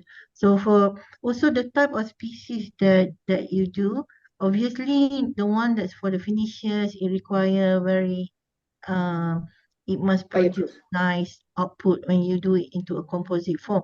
But for co-firing, it doesn't matter how it look like, it will end up with one color only at the end, and it can be anything. So all it depends is the other sides of the chemical components that's required for the product to make. So it all depends. It all depends. What you don't see, it can come like that.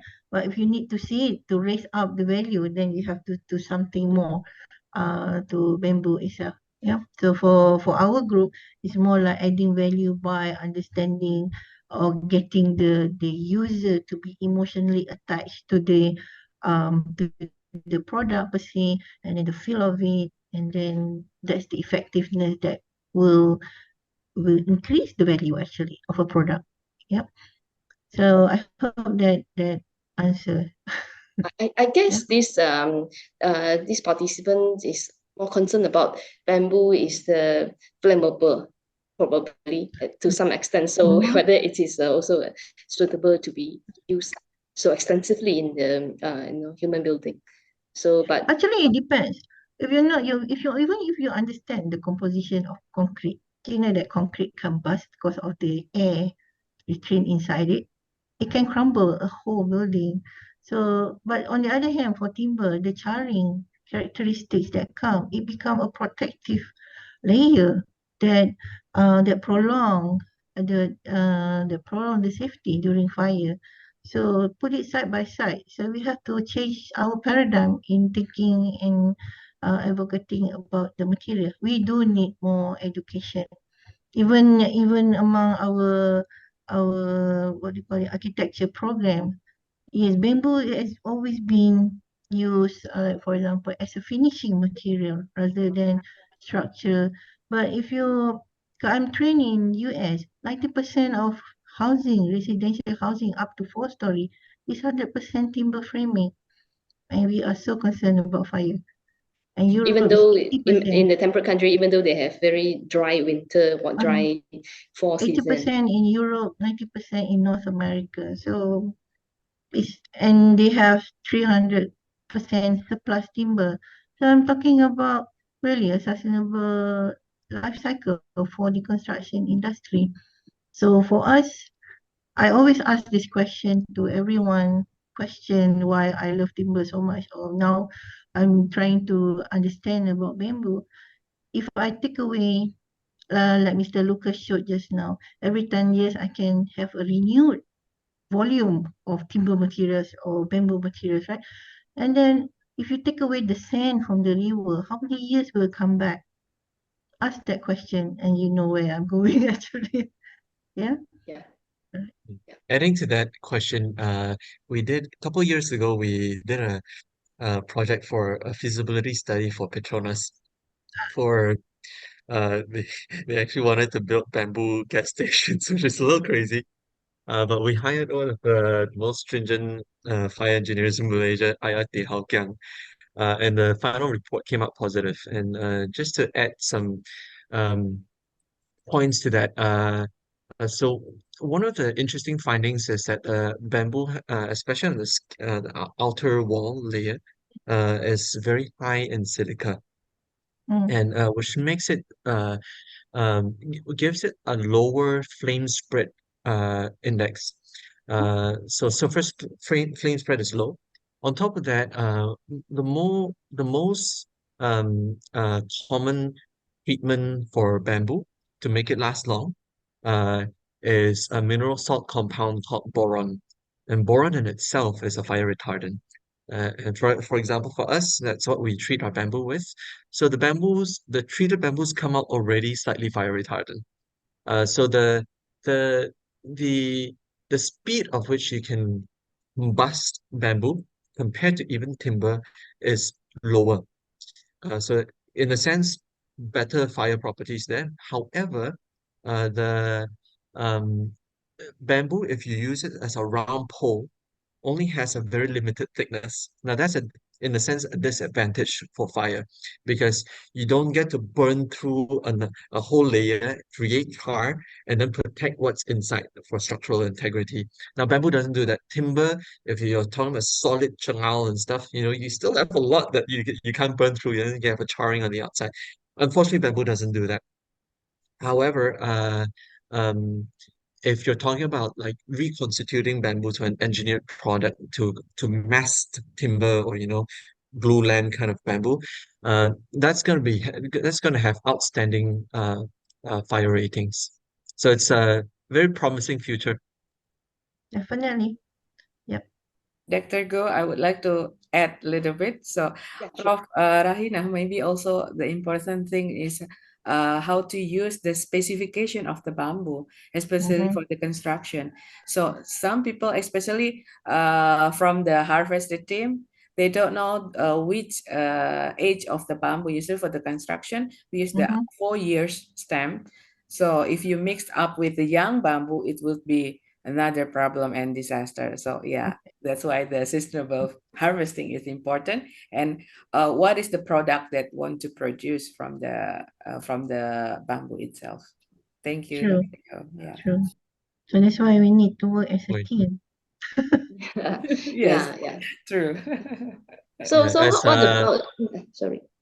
So as Arif would say, we were in a National Geographic documentary recently, and but Eddie said one thing that's Arif said one thing that's very interesting. He said bamboo can do really bad things, and it's true. We can't look at bamboo as a silver bullet. Uh, the industry is only as sustainable as the upstream is. So we got to make sure that the upstream supports that and genuinely holds that narrative for regeneration. All right. Yeah. Thanks. So, what about iron Nasrul? When we talk about the properties, mechanical properties or chemical properties, or fireproof properties for the bamboos, does it a concern your project when you want to use it as the prosthetic device? Yes, so basically why we conduct the mechanical testing, we are talking about the tension, we are talking about the stress test, strain test, and etc. Why? Because we want really to know about the durability, about the lifelong of the bamboo itself. Okay, and then when we attach to the human being, and then we need to know about the weight bearing of each person that wearing a prosthetic that have a bamboo as one of the components as well.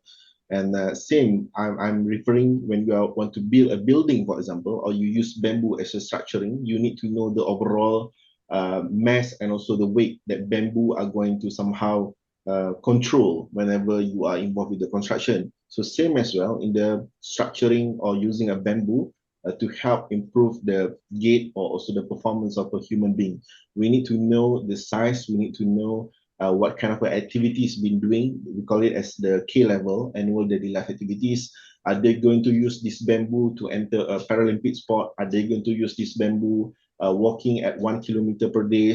What could be the situation of their office, daily life activities? Are they living in an apartment? Are they driving using it? So we need to know overall because this could somehow influence in selective of components being used parts of a prosthetic devices. So putting this into future, there could be a couple of option of a type of a bamboo as well that can somehow be used to integrate with the human, or some of it cannot be used to the human at all.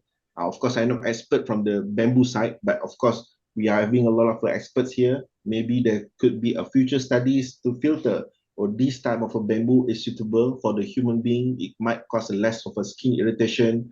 Some of the bamboo can use for construction and etc. Some of use can be used to fabricate or to structure any small components used as a chair and etc. So if somehow there's a development, there's a criteria, there's a characteristic in terms of this bamboo that can help us to filter what kind of a bamboo are suitable to be used by human. Kan sometimes ada yang gatal dan sebagainya. So that kind of thing, I leave it to the expert like Mr. Lucas said, we need to have a more documentary and etc. As someone who is outside of the world, for example, I'm really looking forward to see something or documentary bamboo, especially for us, Southeast Asian region. And sometimes we are growing up watching this Discovery Channel. So sometimes we see what we have, salmon from the Canada, salmon from the US, for example. So really hoping that someone someday are able to somehow, we are entering a royal bloom, we are entering a tasik kenyir. This bamboo can be used by the construction, etc. We have a lot of land in Sabah and Sarawak, for example. And then now this as well a project by the government, the fast train, we're going to conquer until Terengganu and Kelantan. There's still a lot of spaces somehow to utilize this bamboo. So I might say, after all, we are looking forward to somehow influence, and hopefully there will be more people doing a test related to the bamboo so that we can help to improve the situation, especially in Southeast Asia region. Thank you.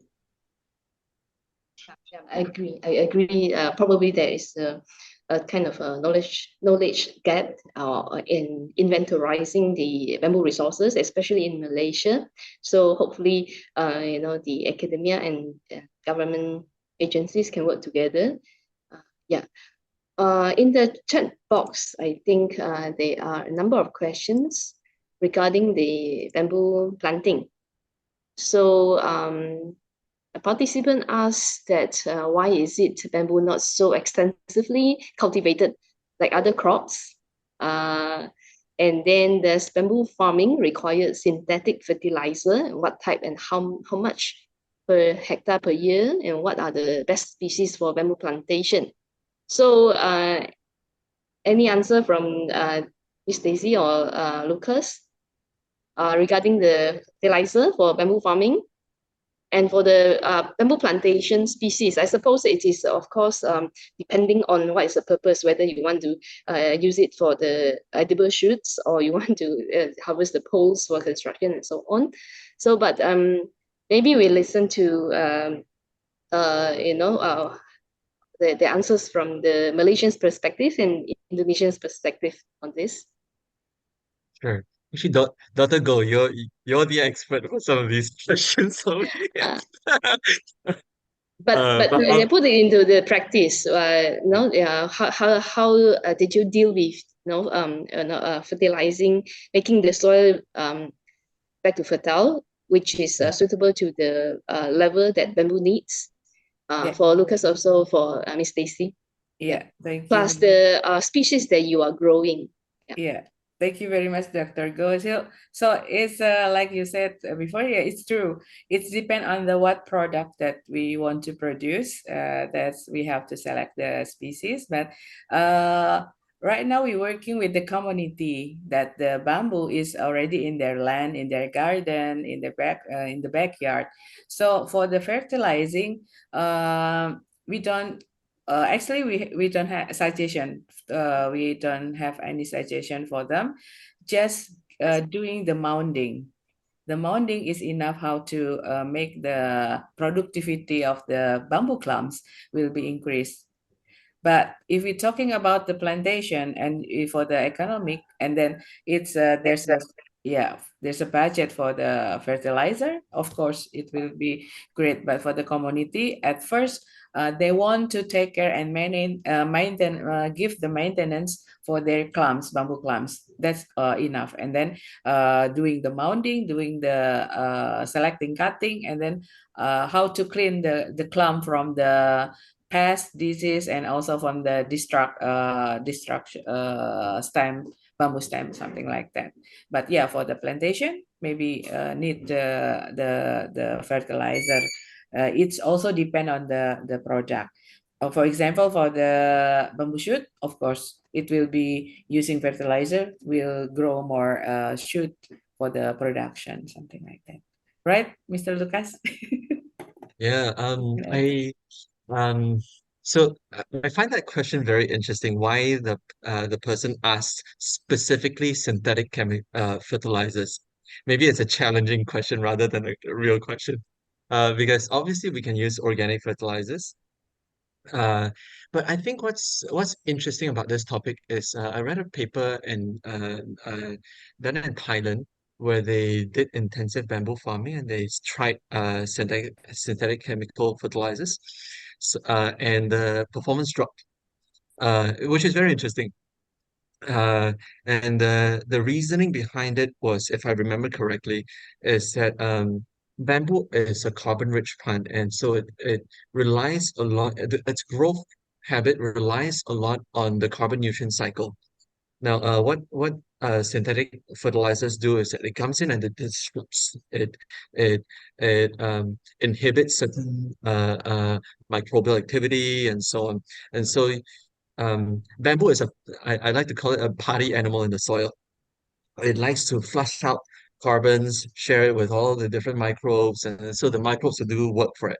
So when you have synthetic chemicals that's inhibiting such activities, then you actually, in the long term, medium to long term, actually disrupt the growth of the bamboo. So that's very interesting. Like, I think we really need to ask ourselves this question. Bamboo, if we look at it as just another commodity, I think we're going to go down a very wrong path.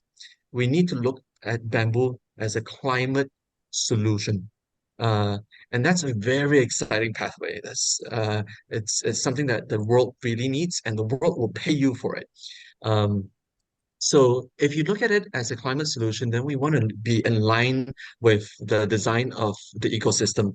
So we want to stay away from the synthetics, right? We want to work with the ecosystem, help it build up so that it can do us the favor. And bamboo is the, one of the perfect plants to work in such direction. So why do synthetic when you can do lazy man agriculture, where you do as little as possible and let the bamboo do its own work.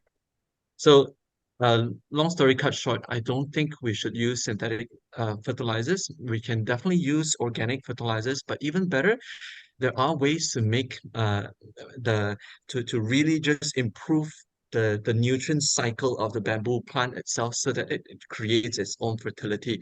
And that's essentially what Environmental Bamboo Foundation does. All they do is mounding, and that's what we do also over here. The bamboo sheds a lot of leaves throughout the year. The leaves decompose and creates its own form of humus and fertility, organic matter, carbon, which then cycles back to its own plant. All you need to do is shove it to the clump. That's it.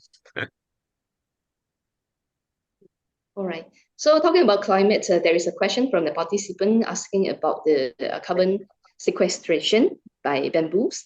So one of them asked about the how well it can do it, and plus one of them asked, okay, bamboos, we grow bamboos to fix the carbon, atmospheric carbon, but then we harvest the bamboos. Is there a contradict there? I love this question. Can I answer this? I know Ms. Desi also has plenty of answers for this, but I want to take this one. Um, Bamboo's net carbon sequestration performance varies a lot.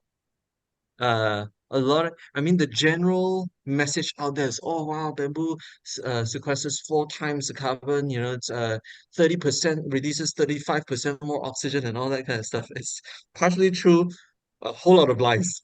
Uh, uh, we need to understand that bamboo is a short carbon cycle plant. So what that means is that the lifespan, what a bamboo comes out as a shoot, grows to full length. After that, it doesn't grow any much more. It densifies. At year 8, the bamboo starts retiring itself. Year 8, we call those Miss Desi, we all call those great grandmothers, right? Uh, yeah. So and they are ready to decompose. And that's how bamboo in Mother Nature restores the soil. It throws down organic matter as much as possible in the form of leaves, branches, roots, rhizomes, all sorts.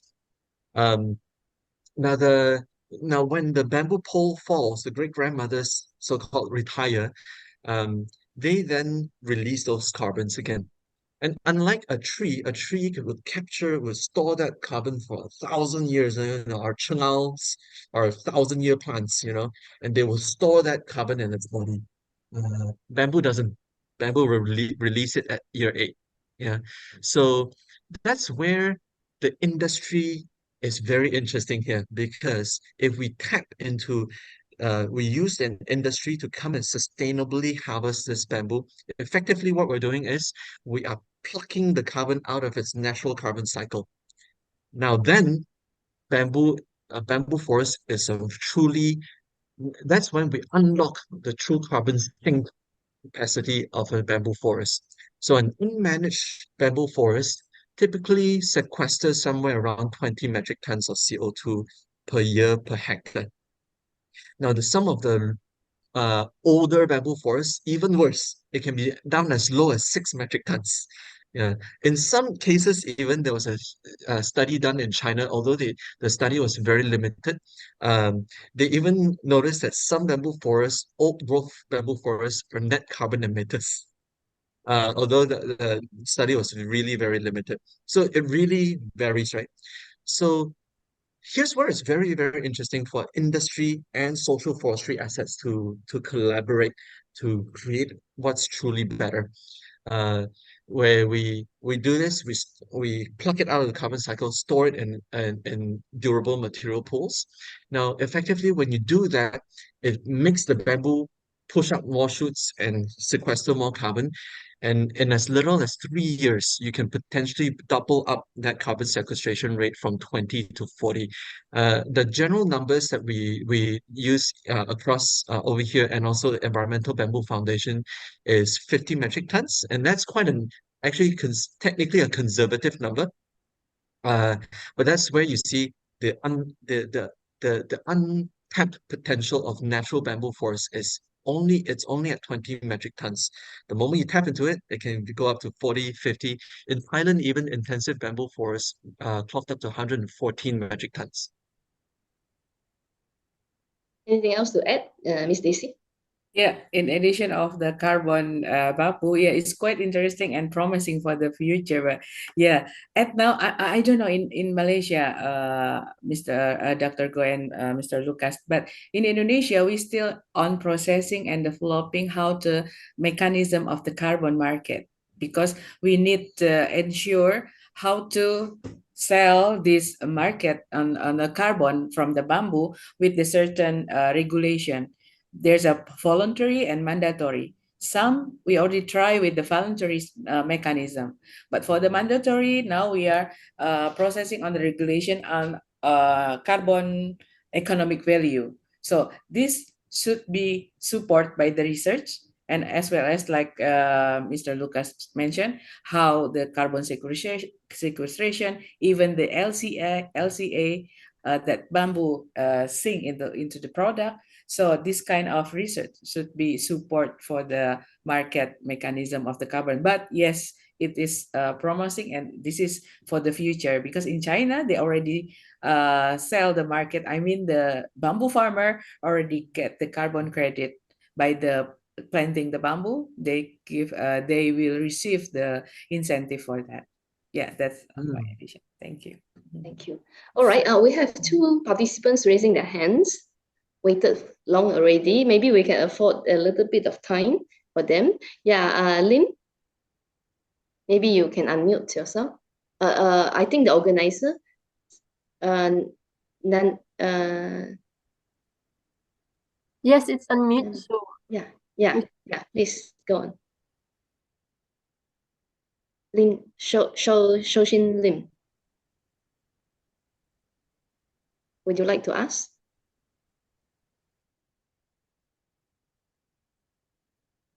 oh, so maybe they wrongly raised their hand or something. Okay, what about Benedict? Benedict?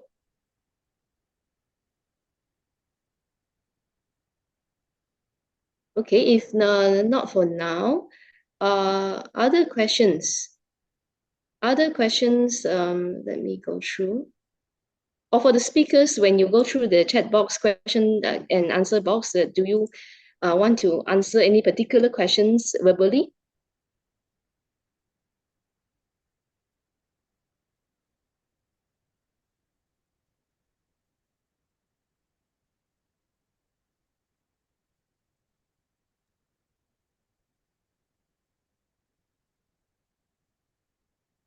Let me reading through some of the questions and see which ones are a lot more interesting for everyone. One participant asked, do we have any rules to protect the bamboo? Maybe, yeah, in Locally, Malaysia or in Indonesia, in Malaysia. yeah, there's no so bamboo is not a threatened species over here, at least most of them. Um, well, actually, Dr. Go, I may be wrong about that. The was it a jaculans might be protected. I'm not sure. But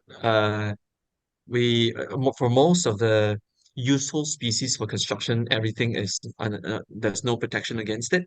Uh, in fact, so what we do over here at SIAT is we do selective harvesting, which actually doesn't actually which actually in a sense protects the bamboo species, because now the bamboo is actually valuable for the communities rather than quite a lot of our communities. Even before we approached them, there were people who converted their bamboo forests into durian plantations.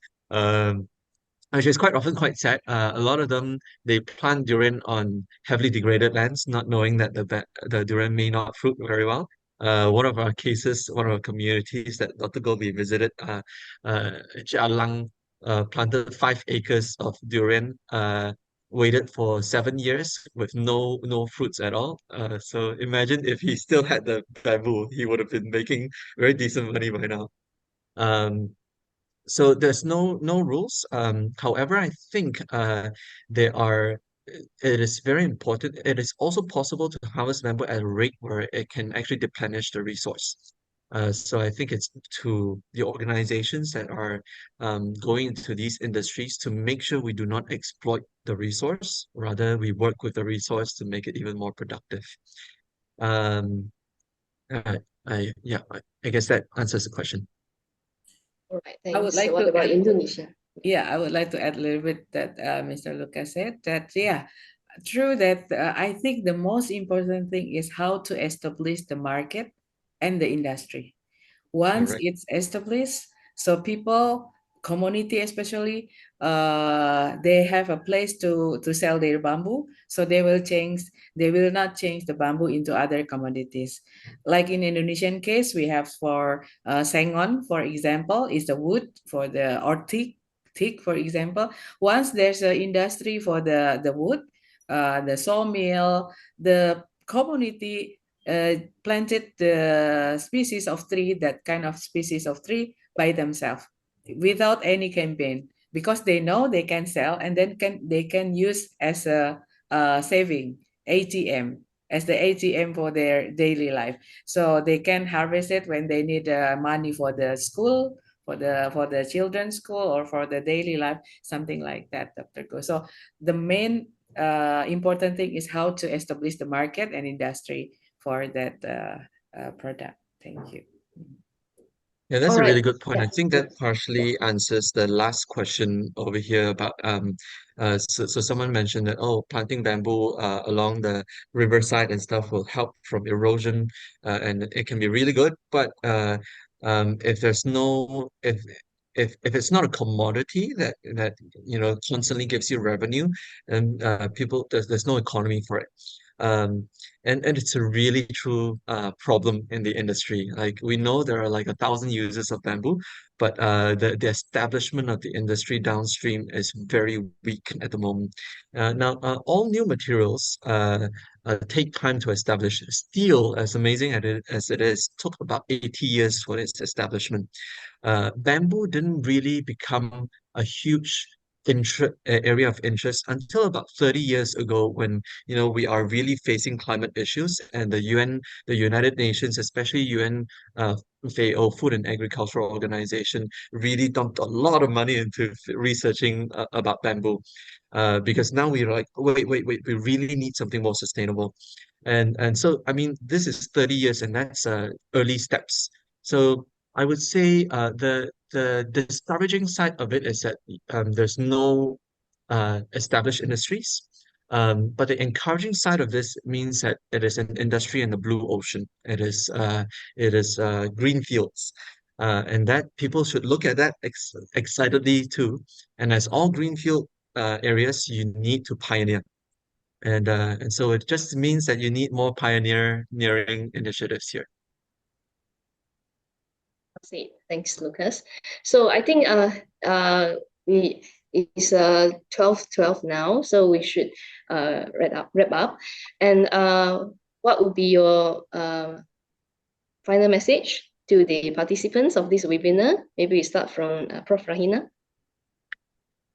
Maybe we start from the last question.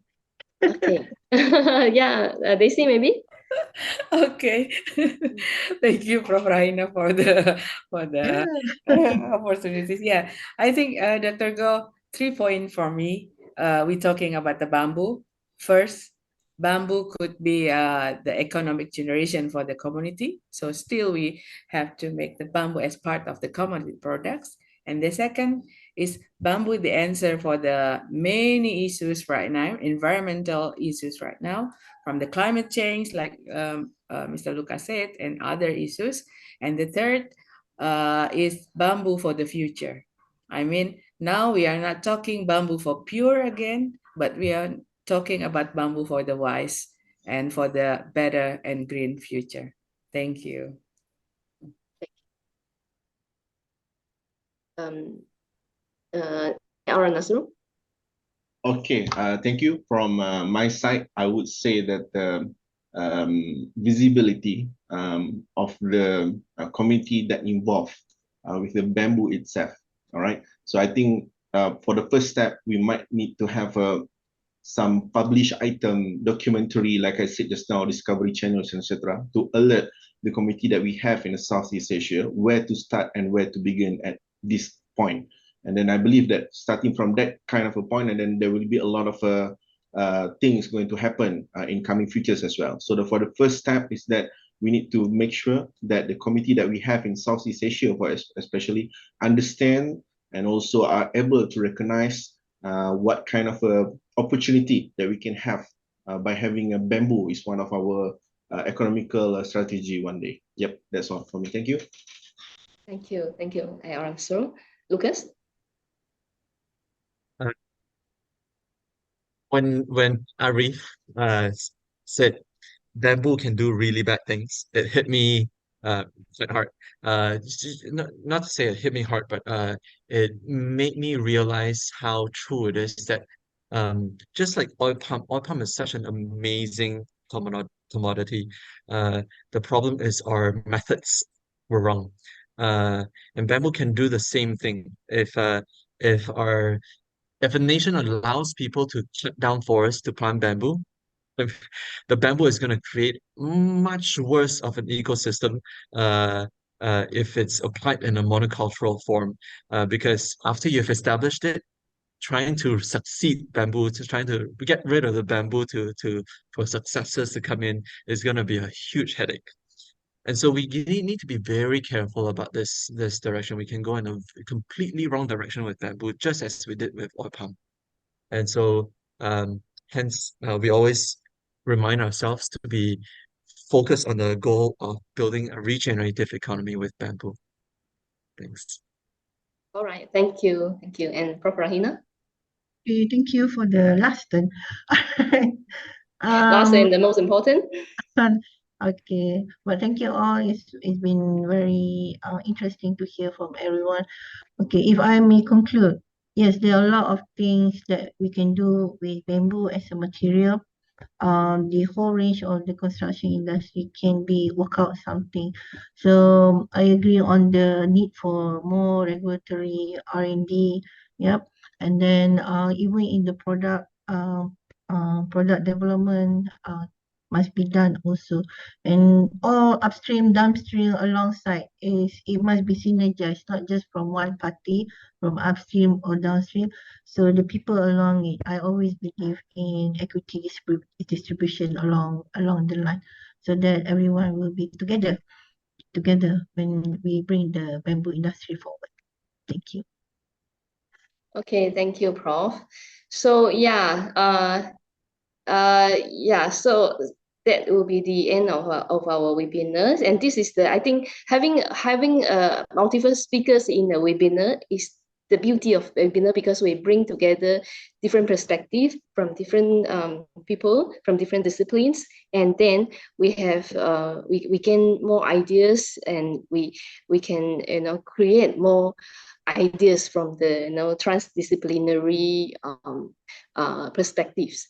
So and many apologies if if we are unable to address your question individually, but I hope this webinar can enlighten you to some extent.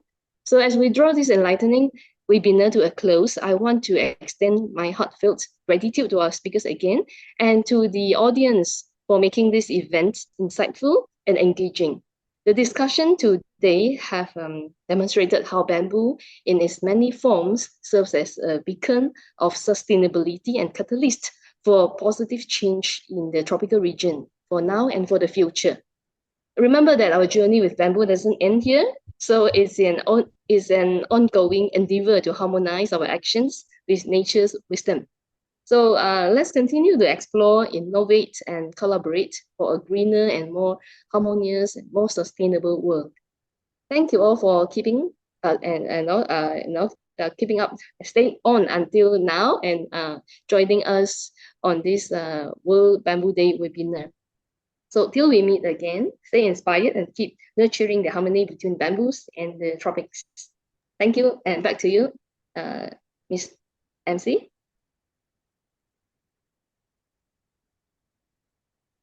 Oh, sorry. Hello. Thank you so much, Dr. Goe Lim. Such an insightful and interesting very interactive, I must say.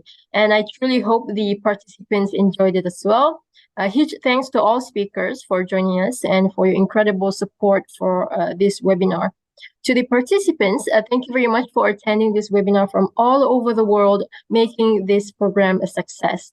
I would like to remind the audience that this webinar is a pre-conference event of the International Conference on Tropical Sciences, TropSc2024.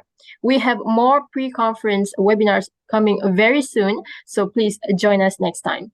And if you would like to watch the recording of today's session, you can check out our YouTube channel. The video will be up today. That's all from us. Thank you, and we'll see you next time. Bye. Thank you. Bye. Thank you. Thank you very much.